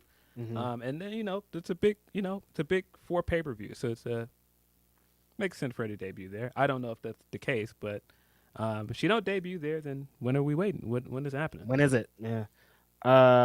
Will Chisholm also says, I think the Punk shit is funny. I'm more talking about the fans. Yeah, the fans are the ones that can't really. Yeah, I mean, he's very polarizing, and I think at this point,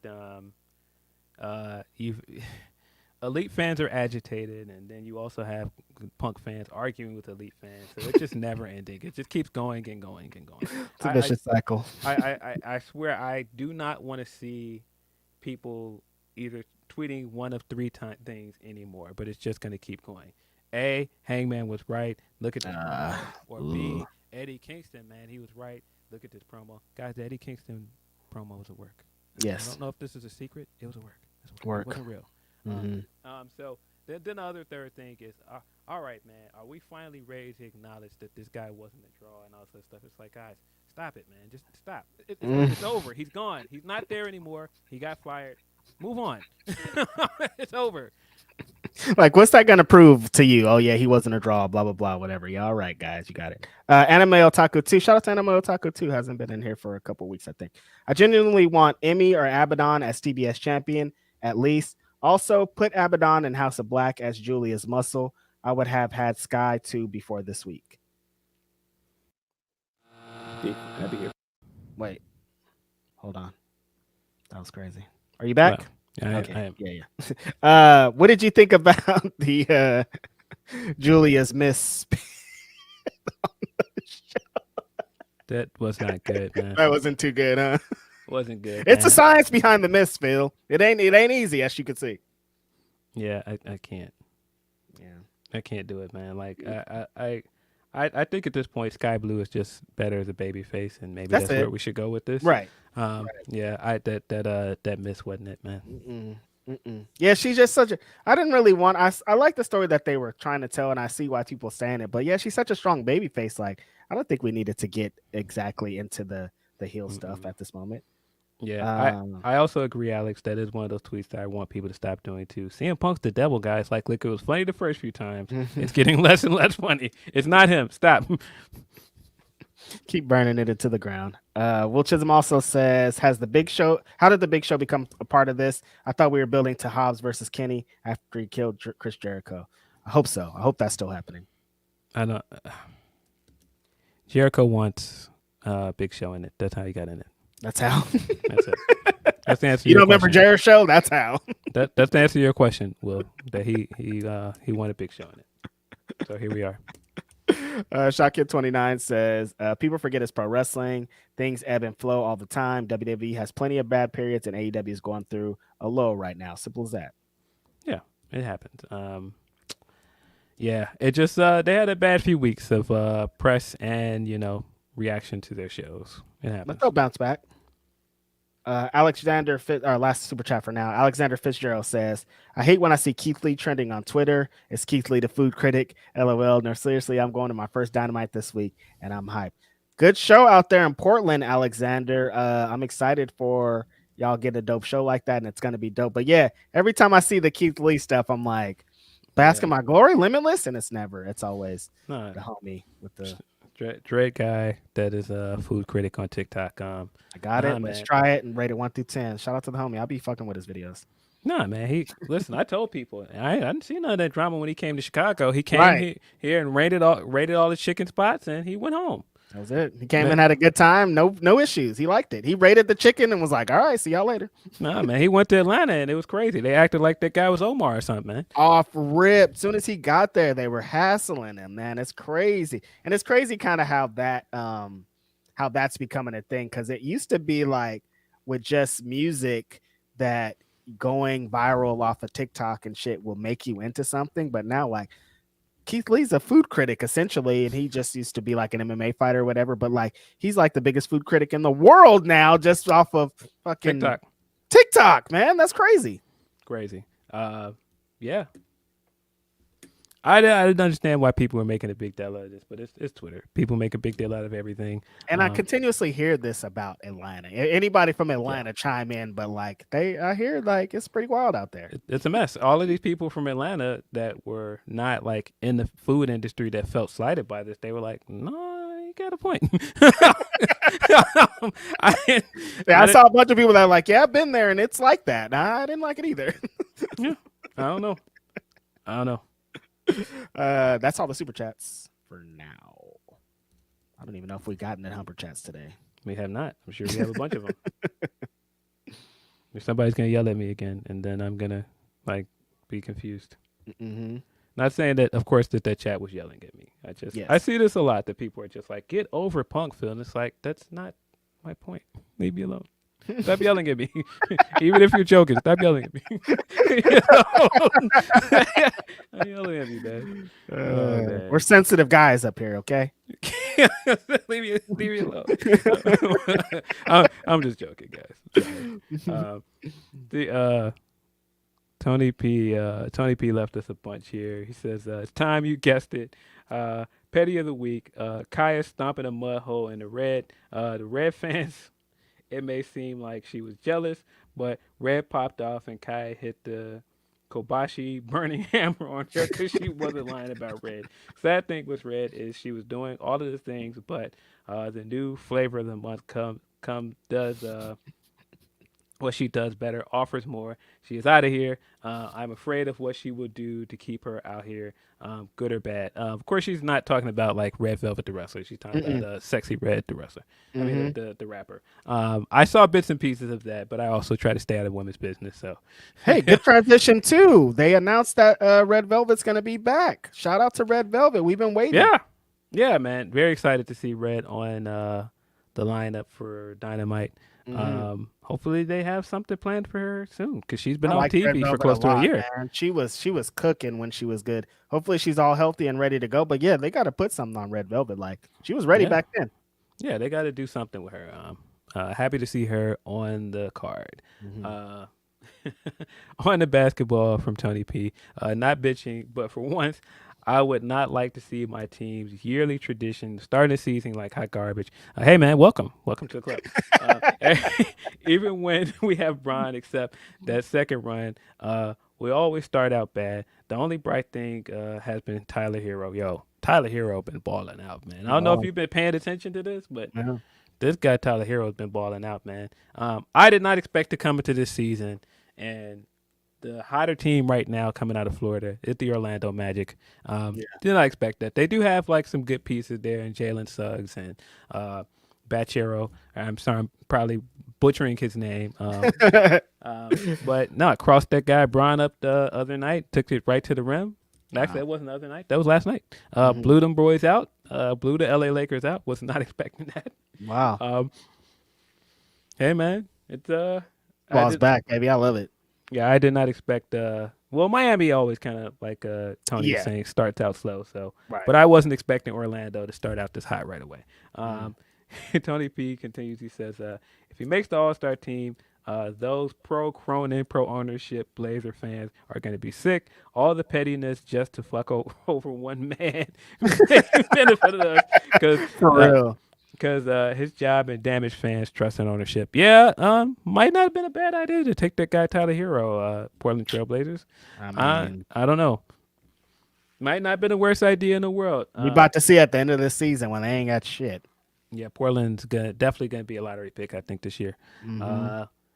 He gets into some of the Crown Jewel stuff now. He's saying Crown Jewel was okay. It had some great highs. Kyrie is back. That 5-way rocked. Seth Drew, Sammy getting his shine again. However, when the lows hit, they hit hard, and that is outside of a copy and paste Roman match. And more questions were presented with WWE. Who's next for Rhea before or / if we get to the Becky at Mania now? Like honestly, who now is a legit, believable threat that she can beat 4 of those top ones out of Becky until then? And and Paul, I said this to you, Phil. How often will Paul be on SmackDown defending? And when you see that the state of the other men's championship on SmackDown, we're also about to see a live risk-reward experiment with Paul as a celebrity champ in WWE. Man, they've been wanting to put that belt on Logan Paul. So whether we want it or not, whether they have a long-term plan or not, it was gonna happen, buddy. So I think he's active enough for them, and he the way that they've kind of set up that championship specifically, I think it's okay. Like if this was the Intercontinental Championship, we'd be all like, "Well, what's going on here?" But the U.S. Championship has always kind of been like trailing behind, and this is just gonna help it. Honestly, I think more than hurt it. So yeah, I mean, I think this is gonna also, potentially build interest in that belt, and I think it'll feel like a bigger deal when LA Knight does win it. I think, right? Hopefully that's the trajectory here. Base Martian is right. Wemby has been out of this world, bro. What is he doing? This is, I mean, we always hear things about prospects coming in, and this guy's the next coming. Like, I think since LeBron, we've been expecting that next guy to come in and be the next guy up, whether it be Luka, what we expected out of Giannis. Yeah. Wemby looks special, man. He looks special, man. Like just crazy athletic for his size, really good handle. Like for his legit size. Looks special. Like when you see him, you're like, man. What?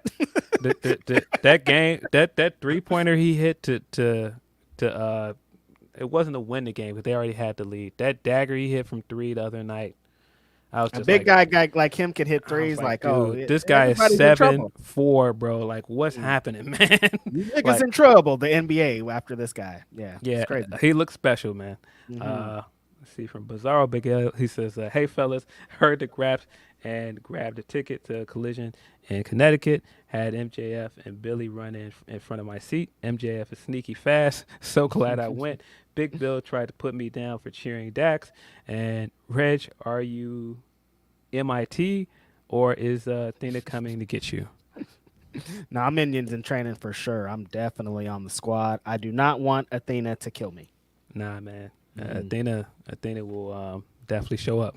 Pull up every time. You gotta be careful. If you haven't, speaking of that, if you guys haven't seen the match from this week with her and Mercedes, crazy fire, man. Bro. Athena's so great at pro wrestling that you kind of forget because she's kind of caught up in this Billy Stark stuff. But then she does a match like this, and you're like, oh yeah, she can go. And Mercedes Martinez also an incredible veteran. If you haven't seen that match, definitely go and watch it. Did I miss one of your super chats here, Tony? Saying I missed his tourney tweet. I might scroll too fast. Oh, I did miss it. I see it now. Also, what is the point of the damn in-season tourney? If I had a team that qualified for it, and I was a coach/owner, I would play only my league signees and bench warmers. Make that bitch look like a preseason game real quick. I don't know. I get it's to raise mid-season ratings. Yes. I get it's to make it feel like some of those early games and 82 games matters. But I don't know. I like the courts. Yeah, I mean, but it's it's a money grab. You know what it but is. I'm like, the ratings are like pretty damn good though. I don't understand why they were trying to be like, because I saw that Adam Silver was like, I don't know if that was this week or last week, but he did an article talking about how the young people don't watch basketball. They don't know where to watch basketball. Essentially, they don't know how to present it to people because of cord cutting and all this stuff. And he's like, oh, the young generation just doesn't know how to find the games. And that's where we're kind of locked at right now. I guess. But they do, though. They know how to use technology. They're not dumb, dude. Come on, get out of my face. Yeah, I mean, this feels like a big cash grab. I also think that it's like, you're never going to really compete with football. Football is is too big, and so basketball's on too often too. You know what I mean? Because like I feel like if I miss a game, then like I'll just watch another one in 2 days or whatever. You know what I mean? Like it's a whole different model. Yeah, I think this early this season, trying to do that tournament and trying to compete with the numbers, you're not gonna beat out those ratings from football. And then like I said, you're gonna get the money, you're gonna get all of the endorsements and all this stuff. This will be good for the league, but as far as entertainment, I'm not sure yet. But I mean, we did kind of bat an eye at the play-in when we first started and go like, what is the point of the play-in tournament? But the play-in tournament has been kind of a good addition, so we'll see. It's been pretty fun. I'm sure this will be interesting, and they'll put a spin on it. And basketball's hot, so they'll be a way to make it work. But yeah, we all really just don't understand why. Yeah, I don't. Money. We do understand why. Yeah, that's why. Yeah, that's what it is. Let me make sure that I got all of our. No, we got a bunch more super HumperChats.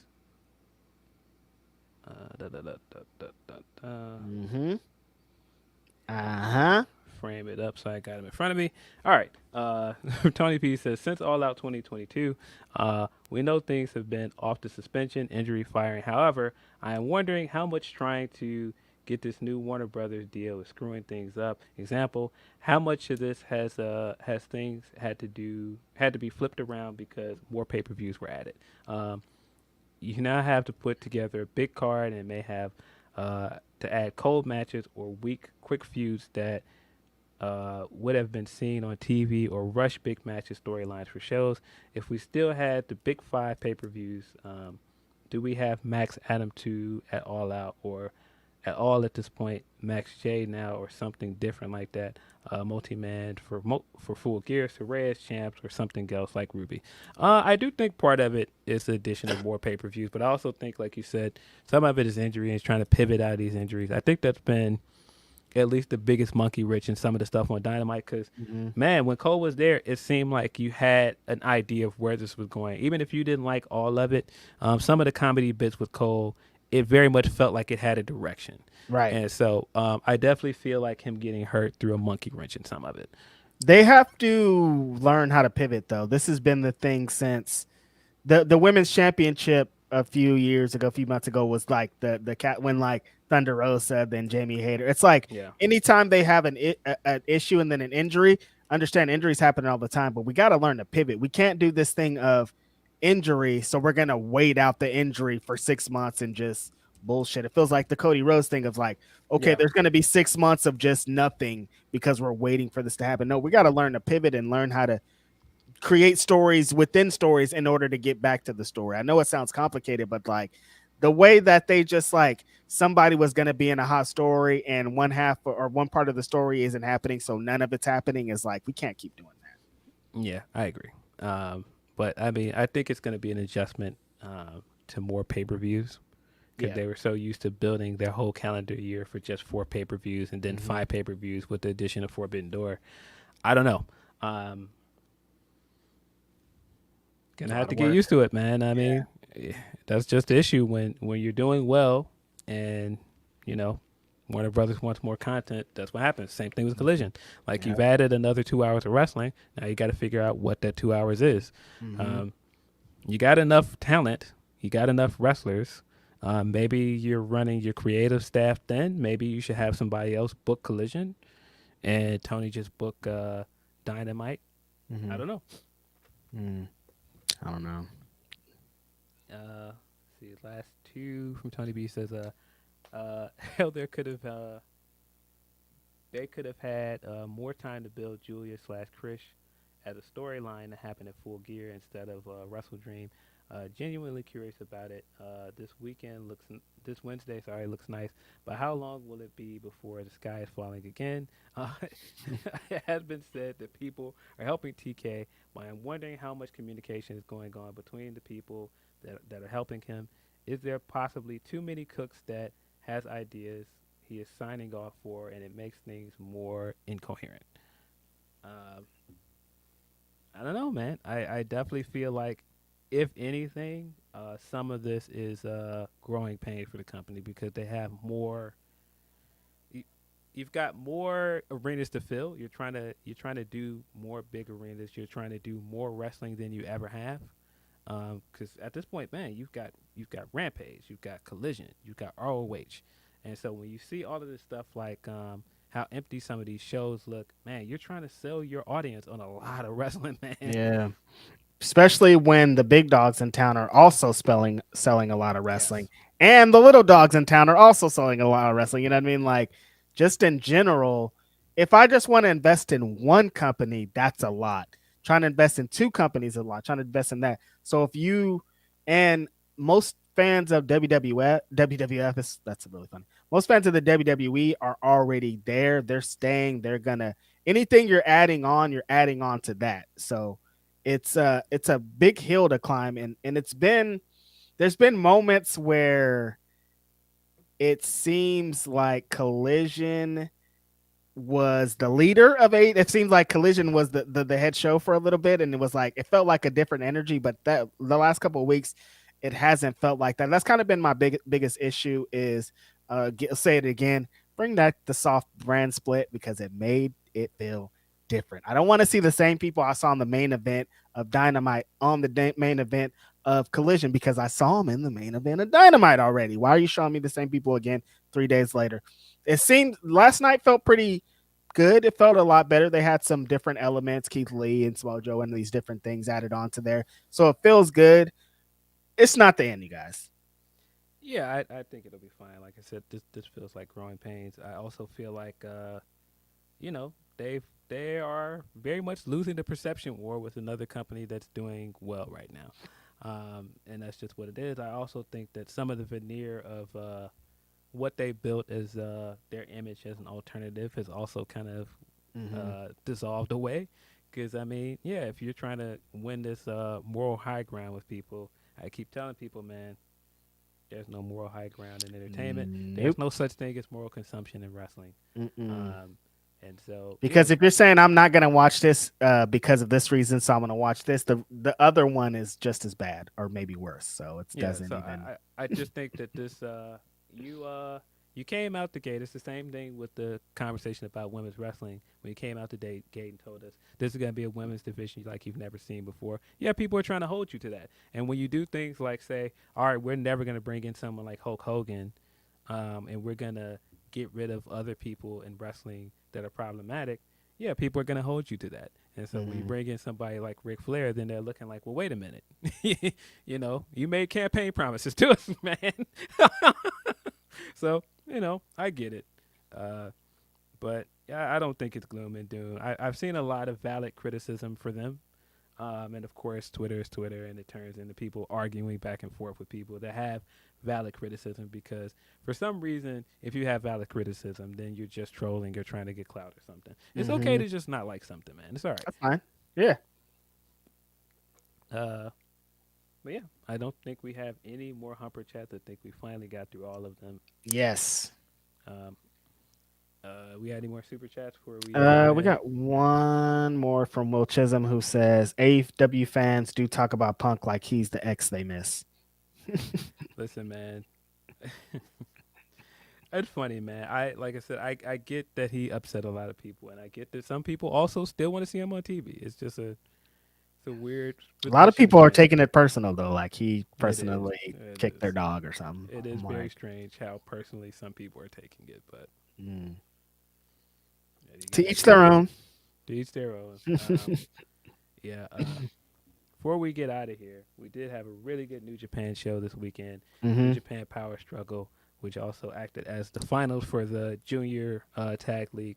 A lot of new. This is what I like about big New Japan shows like this. Is like they're building up to Wrestle Kingdom, so much news came out of this show. Like when it was over, it was like here are 20 different stories out of this show, and I love that so much.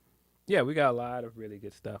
We got some fun matches that were kind of inconsequential, like the 4-way that started the match with some of the teams from the Junior Tag League. One of my favorite teams that I didn't think I was going to like as much as I did was El Desperado and Master Wado. Very, very funny. Wado having the shirt where it's just a picture of him with like the peace sign up, and you can see Desperado in the background like, get me out of here. And like when they come out for the entrance, he's trying to do the same thing as Caster did, and it's like, man, wear the shirt, man, wear the shirt, it's great. And Desperado's like, fine, I'll tuck it into my fans, leave me alone. Yeah, all of that stuff is good. The like I said, kind of inconsequential match. You had the War Dogs in that match. You had a later 6-man tag match with the Intergalactic Jets. Jet Setters, sorry. Got Golden Jet stuck in my head because of AEW. Intergalactic Jet Setters. Kevin Knight, Kushida versus LIJ. Really good tag team match, man. Yeah. Every time you get to see Kevin Knight doing his thing out there in Japan. He's out there learning a little Japanese. He's out there doing the high spots. He's doing his thing, man. Really happy for him. I love seeing my homie Jet Kevin Knight out there in with the legendary Kushida, but like being in this tournament and Best of Super Juniors this year, getting into the grit of New Japan and excelling and getting better after all of it has been so great to see. Yeah. Yeah, we also got LIJ in a tag match after that going up against just 5 guys. That was Tetsuya Naito and Yota Tsuji going up against Yu Yamura, who is the newest member of Just 5 Guys. And Sonata really loved Tsuji wrestling in the football jersey. It just reminded me of Def Jam Fight for New York for some reason. But that was dope. Man, I think one of the great things about this show is it just shows you where the future of the company is going. You also got that during the G1 as well. And you can see like the crop of young lions that have graduated where they are, whether it be Kevin Knight, whether it be guys like the War Dogs and like the new 3 Musketeers. I think it's cool. I think it's cool seeing Yuya join them and seeing like where he could be. Seeing him in the ring with Tsuji this time around. Tsuji is definitely further along. But it's cool. I really like it. You also are still building to what looks like the main event of Wrestle Kingdom. I was going to say, how do you feel about this main event with the recent, because the undercard is about to cook. Like, do you think that the main event's going to be able to live up to all that? If it's Naito and Sonata? I think the lore stuff, the LIJ lore stuff is going to be good. And I think it's Naito, so people want to see Naito get this crowning achievement again at Wrestle Kingdom in front of a big crowd. So I think that part of it's going to be good. I think all of the stuff like Naito carrying around a tote bag instead of the briefcase is really, really funny. After the match, when Sonata is laying outside the ring, you can see Naito behind him. He's like waving the tote at him. He's like, up, my spot. It's really, really funny stuff. We got more Finlay. We got a lot of Finlay on the show. Yeah. If you're not a fan of Finlay as leader of Bullet Club, boy, I got some bad news for you. We got we got Finlay versus Tamaloa, which was fine. I wasn't really big into this match, but it was just kind of a way to get Finlay on this card for him to show up later in the night. The surprise of this card for me was Jon Moxley versus Great O'Khan. I expected this to just be a straightforward match, but they ended up getting into a fight outside of the ring, and it turned into a count out. And Mox was like, "No, no, no, no, no! This match is not over. I'm not done with this false count anywhere match." And this turns into Mox going throughout the crowd and throughout this arena, beating the snot out of Great Khan, chopping his braid off. Like, Yeah. what? Chopping the big extension braid off that He's a different breed, John Moxley, I tell you. The guy is so cool. Watching him strut through that crowd and like flex, and I love his New Japan theme. It's so cool. Man, just watching how big of a star he is over there in Japan and how much they love him over there, how much he's like ingratiated himself with that fan base is cool too. By the end of it, I was like, this guy, man, he'll figure out how to turn a very nothing match into even something very entertaining. Every time. I don't know. Like, there's not a lot of wrestlers that have that star quality of like, this match could be nothing, but here is something to hold on to and something to remember off of that. And also great because John Moxley had a match, which means that he's back. Yeah, of course, he found a way to bleed in Osaka, wrestling throughout the crowd. I really enjoyed this match. It was a lot of fun. I definitely yelled at my TV when he cut his braid off. I was like, what? Not the extensions. Lance Archer, you're next. Yeah, Great Khan is also one of those guys that he looks like a guy that should not work the way he does. He feels like he's just like a joke wrestler, but it just works. He figures out how to make his matches entertaining as well. I was into this. Very fun match. Never open weight 6-man tag match was also great. Now you got to give Okada, Ishii, and Tanahashi their credit as champions. They've been really good champions. They've been having strong matches. They defended the belts this time around against TMDK, Zack Sabre Jr., Mike Nichols, and Shane Haste. I thought this was very good. Of course, TMDK is a fun stable as well. Zack Sabre Jr. is having one of those years. At the end of this match, because it is on the road to Wrestle Kingdom season again, we got the tease of a Zack Sabre match at Wrestle Kingdom. Very much seems like he is teasing having the match with Tanahashi. I don't know. I'm here for it. I think it could be good. Tanahashi is also one of those guys that looks like he's starting to wrap it up. I don't know how much longer we're going to get him wrestling full time. Can't be too much longer. But yeah, it was good. We got the Super Junior Tag League Finals and Catch 2-2. Francesco Akira, TJP taking on House of Torture, Show, and Kanemaru. Sorry, they have the best stable name because it always is every time. It was shenanigans galore as you would expect from like a House of Torture match, but this was good. I think Catch 2-2 is quietly one of the best tag teams in the world right now. Yeah. Very, very underrated tag team. I thought that they got the best out of this match. Catch 2-2 won. They are the 2023 Super Junior Tag League winner. Hot year. I said this before last time I was talking about New Japan stuff. This guy TJP, man, he's really good at wrestling, man. Really I know that he's problematic and all these other things. Very good wrestler, man. The guy can go and has been able to go for a long time. Very, very good wrestler. I enjoyed this match. Very much enjoyed the aftermath stuff even more because after they won the Super Junior Tag League, the champions, Bullet Club War Dogs, Connor and Maloney came out and literally spit on the tag, the Junior Tag League trophies and laid down their challenge for Wrestle Kingdom. So it will be them versus Catch 2-2 at Wrestle Kingdom. Very excited for that match. Yes. Also, right after that, we got the match right before the main event. Hiromu Tanahashi taking on the returning Taiji Ishimori. Very strong match, very strong, like grounded match for what you would expect from like a junior heavyweight match.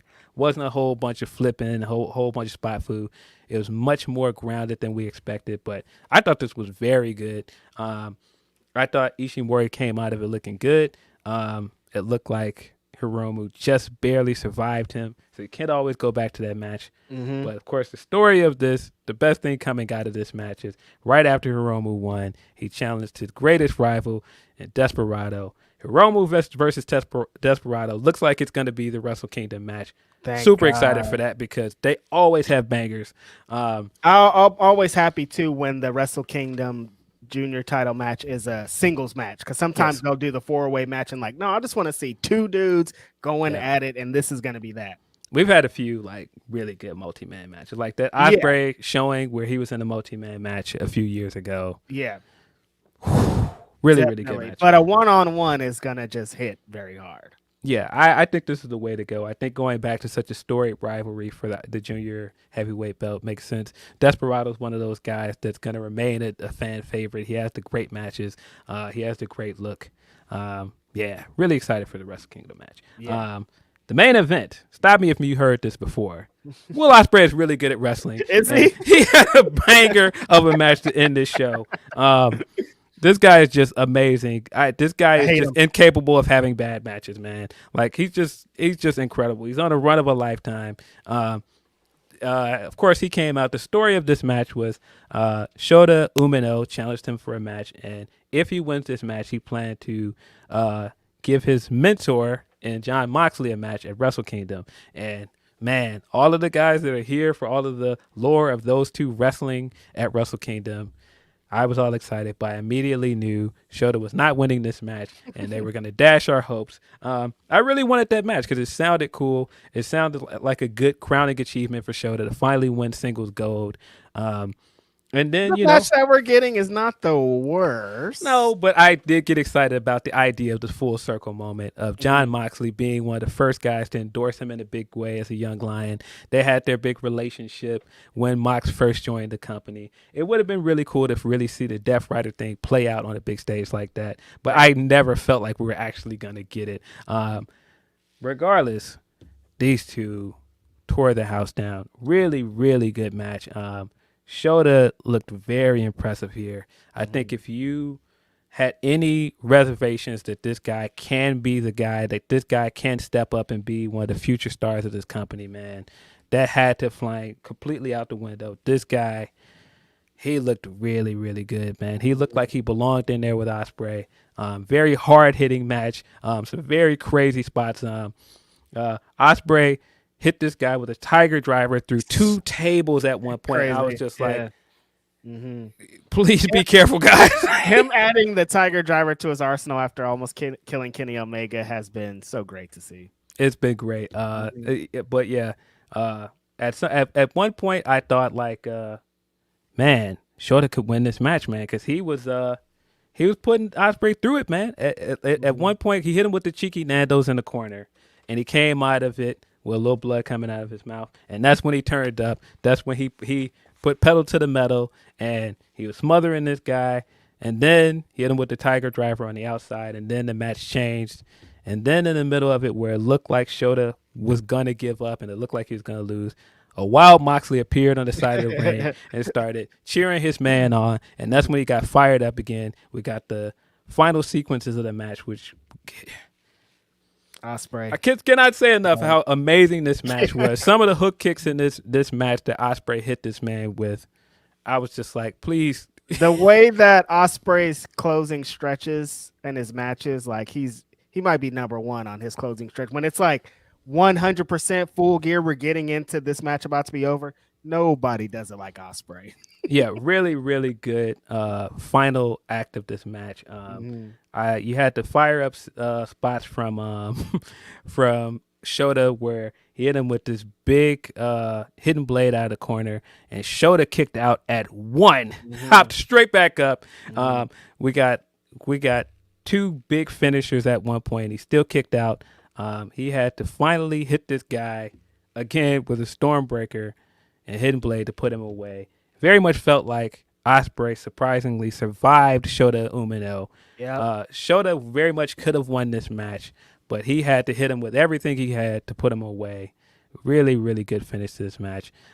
While, of course, Shota was getting carted away, Jon Moxley was still outside the ring, and he threw the U.S. IWGP Heavyweight Championship in the ring. Of course, Ospreay has been holding the United Kingdom Championship, and it felt like this is the story they've been building all along, that a big gaijin was going to show up from the U.S., and it was going to be U.S. versus the United Kingdom at Wrestle Kingdom. But that isn't what we got, because Finlay came in and spoiled the party for us all, came in and hit both guys with the shillelagh, We came in with this massive hammer. I don't know where this massive hammer came from. From his daddy. And then smash both of the title belts. And yeah, that's where we left this, of him smashing both the belts and walking out laughing maniacally.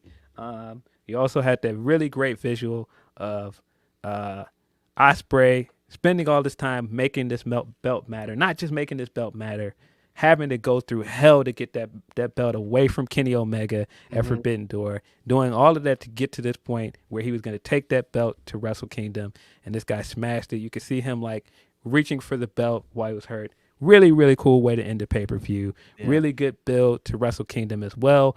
I don't know if I'll say that I'm as excited for the three-way that's coming out of this, but I thought the build to it is really, really smart. I'm like, what's Finley doing here? if this gets us the IWGP Intercontinental belt back, I'm here for it. Kind of feels like that possibly could be where they're leading to, right? Yeah, it could be that they're just starting a new belt, but if it's not the white belt, man, I'm going to be a little bit disappointed. But I'm interested to see where this goes, because it very much feels like they're taking cues from AEW and starting an international belt. Omega. Ospreay. Sorry. Ospreay. One of these guys. one of these guys. White guys.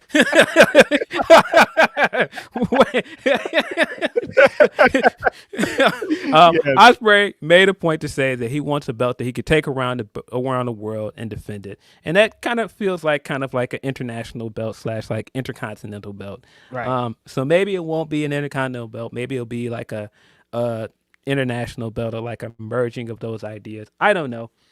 But I do like all of the continuity that they added here. There is the unspoken stuff with him and Mox. Mox, of course, beat Ospreay a year ago in Chicago at the New Japan show, and they've kept that rivalry going all this time. That's also been in the background of him trying to win the IWGP US belt, and that's why that belt meant so much to him to win. But there's also the story of a Bullet Club guy smashing the belt that the inaugural champion was Kenny Omega, a Bullet Club leader. And so I really like all of the stuff that they put together here. I think that the three-way is going to probably deliver. I like the build to it. Like I said, we're in the midst of the build to Wrestle Kingdom. But of course, the biggest news out of this isn't any of that. It was at the end of the 6-man tag match. Lights go out. We get the clip of Bryan Danielson in the desert again with a big patch over his eye. And he is coming for revenge against Kazuchika Okada. Really, really good stuff. I really like the Okada's response to it, where he cut his entire promo in Japanese. And then at the end of it, he goes, Bryan, yes. Phil, Bryan Danielson in the Tokyo Dome. Different. Okada in the Tokyo Dome, big match player, had what many consider the greatest wrestling match of all time in the Tokyo Dome. Now he's going to be in there with who many consider to be the greatest of all time, Bryan Danielson, Wrestle Kingdom. This is what we live for right here, man. This shit's going to be crazy. Man, this is everything we've been asking for from the second he left WWE. Yep. Bryan in the Tokyo Dome. Crazy. Wrestling Kazuchika Okada. Come on. This is, and the way that they've built it up is so good. Building up off of things that were mishaps, like building off of him breaking his arm, building off the orbital injury as well, building that into the match, and having him go, man, you broke my arm the first time. Broke my orbital this time. I'm coming this time, and I'm going to break your arm in the Tokyo Dome so you can never do the Rainmaker again. So good, man. Excited for this match, man. Match. Oh, so excited for this. Like I said, Wrestle Kingdom is coming. Big New Japan fan, but I feel like January in general is usually the best month for wrestling, because you get things like the Royal Rumble. You've got Hard to Kill also in January. Yep. And now you've got the build firmly in place for Wrestle Kingdom. Really excited, man. I might try to pull up to Hard to Kill, actually. It's in Vegas. It is. Maybe I'll be there for the re-inauguration of TNA Wrestling, man. That sounds pretty exciting. Yeah. January wrestling season kicks off. It's time. Wrestle Kingdom. That's that, man. I don't care about any other matches. All I heard was Bryan Danielson and Okada. Everything else is a cherry on top. This is going to be some fire right here. New Japan. Hot. They hot again. They did it. All their tournaments this year have been heat. they've been putting over a lot of new wrestlers, and the excitement behind it has been really strong. I'm excited about all of it. Yeah, man, you just can't beat Wrestle Kingdom season. I Yeah. mean, I am a bit disappointed that they're not building towards anything with the IWGP Women's Championship. It does feel like after last year and how they kind of got, criticized for having a short match on that card. I thought that they were going to come up with something better this time around. Doesn't seem like it's happening. Yeah. Unfortunate, but I mean, like I said, I am excited for Sonata versus Naito in the main event. Okada versus Bryan is going to be great. Catch 2-2 against Bullet Club War Dogs can be great as well. Mm-hmm. We've got, like I said, Despy versus Hiromu. Then we've got the three-way, wherever this new belt is going to be. And I mean, this Ospreay. Ospreay's going to deliver. Yep. Sounds Ospreay like and Moxley. Moxley's going to bleed all over the fucking place for. Remember how different last year's January or Wrestle Kingdom was, because Dynamite was they're having a Dynamite on the same day. It's like so different. This is like Brian's gonna be there, Moxley's gonna be there. Like it's way different than what happened last year, and so I'm excited, man. I'm sure we'll probably get some build up on AEW TV with Okada and Ospreay on the way up. So it's gonna be fun. We still have the regular tag league coming as well. Yep. So we'll see who wins that. And Have they announced all the participants for that yet? I don't think they have, but it'll be interesting to see how that goes and see who wins that and goes on to challenge for the heavyweight tag belts. Mm-hmm. Yeah, I'm interested. Of course, we also got Tamatanga challenge Shingo. I think that's going to be on the Wrestle Kingdom card as well. Yes. Shingo's also one of them guys, man. Shingo. We forget about Shingo, but Shingo is like, if he wanted to, he could be the best in the world. Like if he given the opportunity. Yeah, Shingo's one of them guys. Can't wait to see what he's doing during Wrestle Kingdom season. So that's gonna be. I don't think he's gonna be in Philly, Phil. He could possibly, but No. He's not gonna be in Philly. He will be in Japan. Yeah, a lot to be excited about coming out of this show. A lot of big news. Man, it just seems crazy to think about. Like I said, we waited for this Bryan stuff, man. Just seeing the pop when Bryan popped up on that screen from the Japanese crowd, man. Really, really back. Also, it makes you appreciate this because, like, man, going through the pandemic and taking that long to get the crowds back and seeing crowds being able to react again, really exciting time. That show's going to be crazy. Bryan Dance. So let's get into a few super chats before we get up out of here. Will Chisholm says, I got to ask, have the Bucks said anything about their title match? Somebody was I think Ricky Stark. Somebody was stringing the story along recently. Somebody said that they have a title match or something, but the Young Bucks haven't been like, we have this title match, we still got to go for it. So I don't really know what's going on with it. Yeah. Haven't really heard anything from the elite side about this title match, but we'll see. Stark has been trying to on Twitter, but nothing. Yeah, really. That's what I'm thinking of. Yeah, it's not really the same. And then Brent Lockman says, Mox kept a piece of the Smash belt, and I just assume he's stabbing Finlay with it. Probably Ospreay too. We're definitely gonna see him like using it to rake over Finlay's forehead like the pizza cutter. Definitely. We're definitely getting that in this match. Mox is definitely gonna do something crazy with that piece of the belt.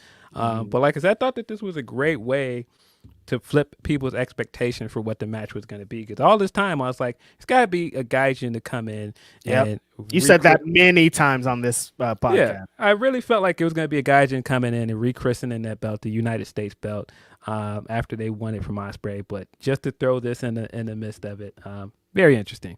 Pretty good. That's all of our super chats. Thank everybody for submitting super chats today and participating. Y'all are dope. Yeah, let me check. I don't believe we have any humper chats left. I think we got through all of them. Yeah. Let me just double check. But yeah, a lot of wrestling, man. Yeah. I was thinking that on Saturday, when I got up and watched Crown Jewel, and then I was like, oh yeah, Collision is still tonight. And then in the midst of like right before Crown Jewel had came on, I was watching Power Struggle because I didn't watch it live. I got up the next morning and watched it. So I watched the New Japan show all the way through early in the morning, and then I watched Crown Jewel, and then I was like, oh yeah, we got AEW Collision tonight. A lot of wrestling. A lot of different contrasts of styles there. Yeah, I mean, for me, could be my bias as a New Japan fan, but I thought Power Struggle was the better show this weekend. Of course, it's kind of unfair to compare it in some ways as well because they're very much building to their biggest show of the year. Yeah, in January, and they had a lot of good stuff coming out of it. But the stuff in the show that wasn't really for me. Are you kidding? Why do I care about that when Ospreay's putting on another fucking classic and we're getting this big Bryan vignette again? Yeah, so good. Yeah, success. Success. Yeah, that is all of our Humper Chats. We don't have any Humper Chats left. I don't know if you got anything else you wanted to hit before we got out of here, but we got most of it. We got all the AEW news. Crown Jewel is in the books. Survivor Series is coming up in 3 weeks. Full Gear is also coming up in 2 weeks. Yep. Full Gear is on the 18th, right? 18th, yeah, 2 weeks from yesterday. Yep. Full Gear is coming up, and then the week after that, we have Survivor Series in Chicago, Illinois. We also have Dynamite, which will be here on Thanksgiving Eve. And I'm going to Rampage and Collision on Friday because they are here in Oakland. Let's go, baby. Yeah.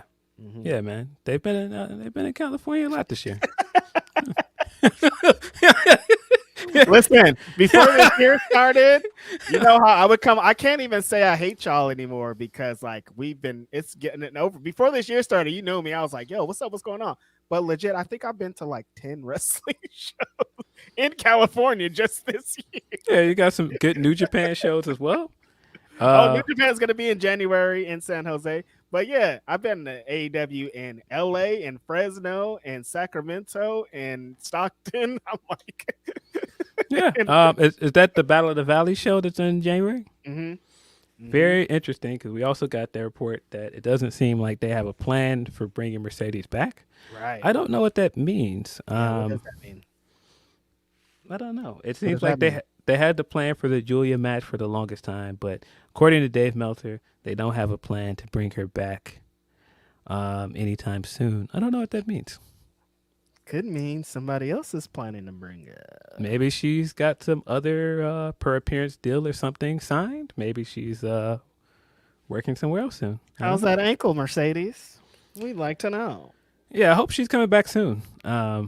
I don't know. It sure seemed like she was starting to roll out to something when she was at New York Comic Con and she was outside more. So I don't know what that means. That's coming. Yeah. There's a lot of stuff like that. People are going to come back from injuries. The beginning of the year is going to be 2024 is going to be some crazy shit. Yeah. Ospreay keeps talking about his contract like. Yeah, he keeps trying to tease us with the Seth match that I know is not going to happen. Why are they doing this to us, Phil? The Seth match ain't happening, bro. Why are they doing this to us? You're not going over there to wrestle Seth, man. No. I would love it, but I don't think you're going to. It'd be great, but don't play with us like that. Yeah, I don't think it's happening. I've seen other tweets like I know Mariah May has been saying, "Yeah, I miss wrestling." I'm like, "Yeah, where you showing up? You busy in a few weeks?" LA? Maybe LA. Where you going? A lot of good stuff, y'all. A lot of good stuff. I think that's all of it, though. We got through it.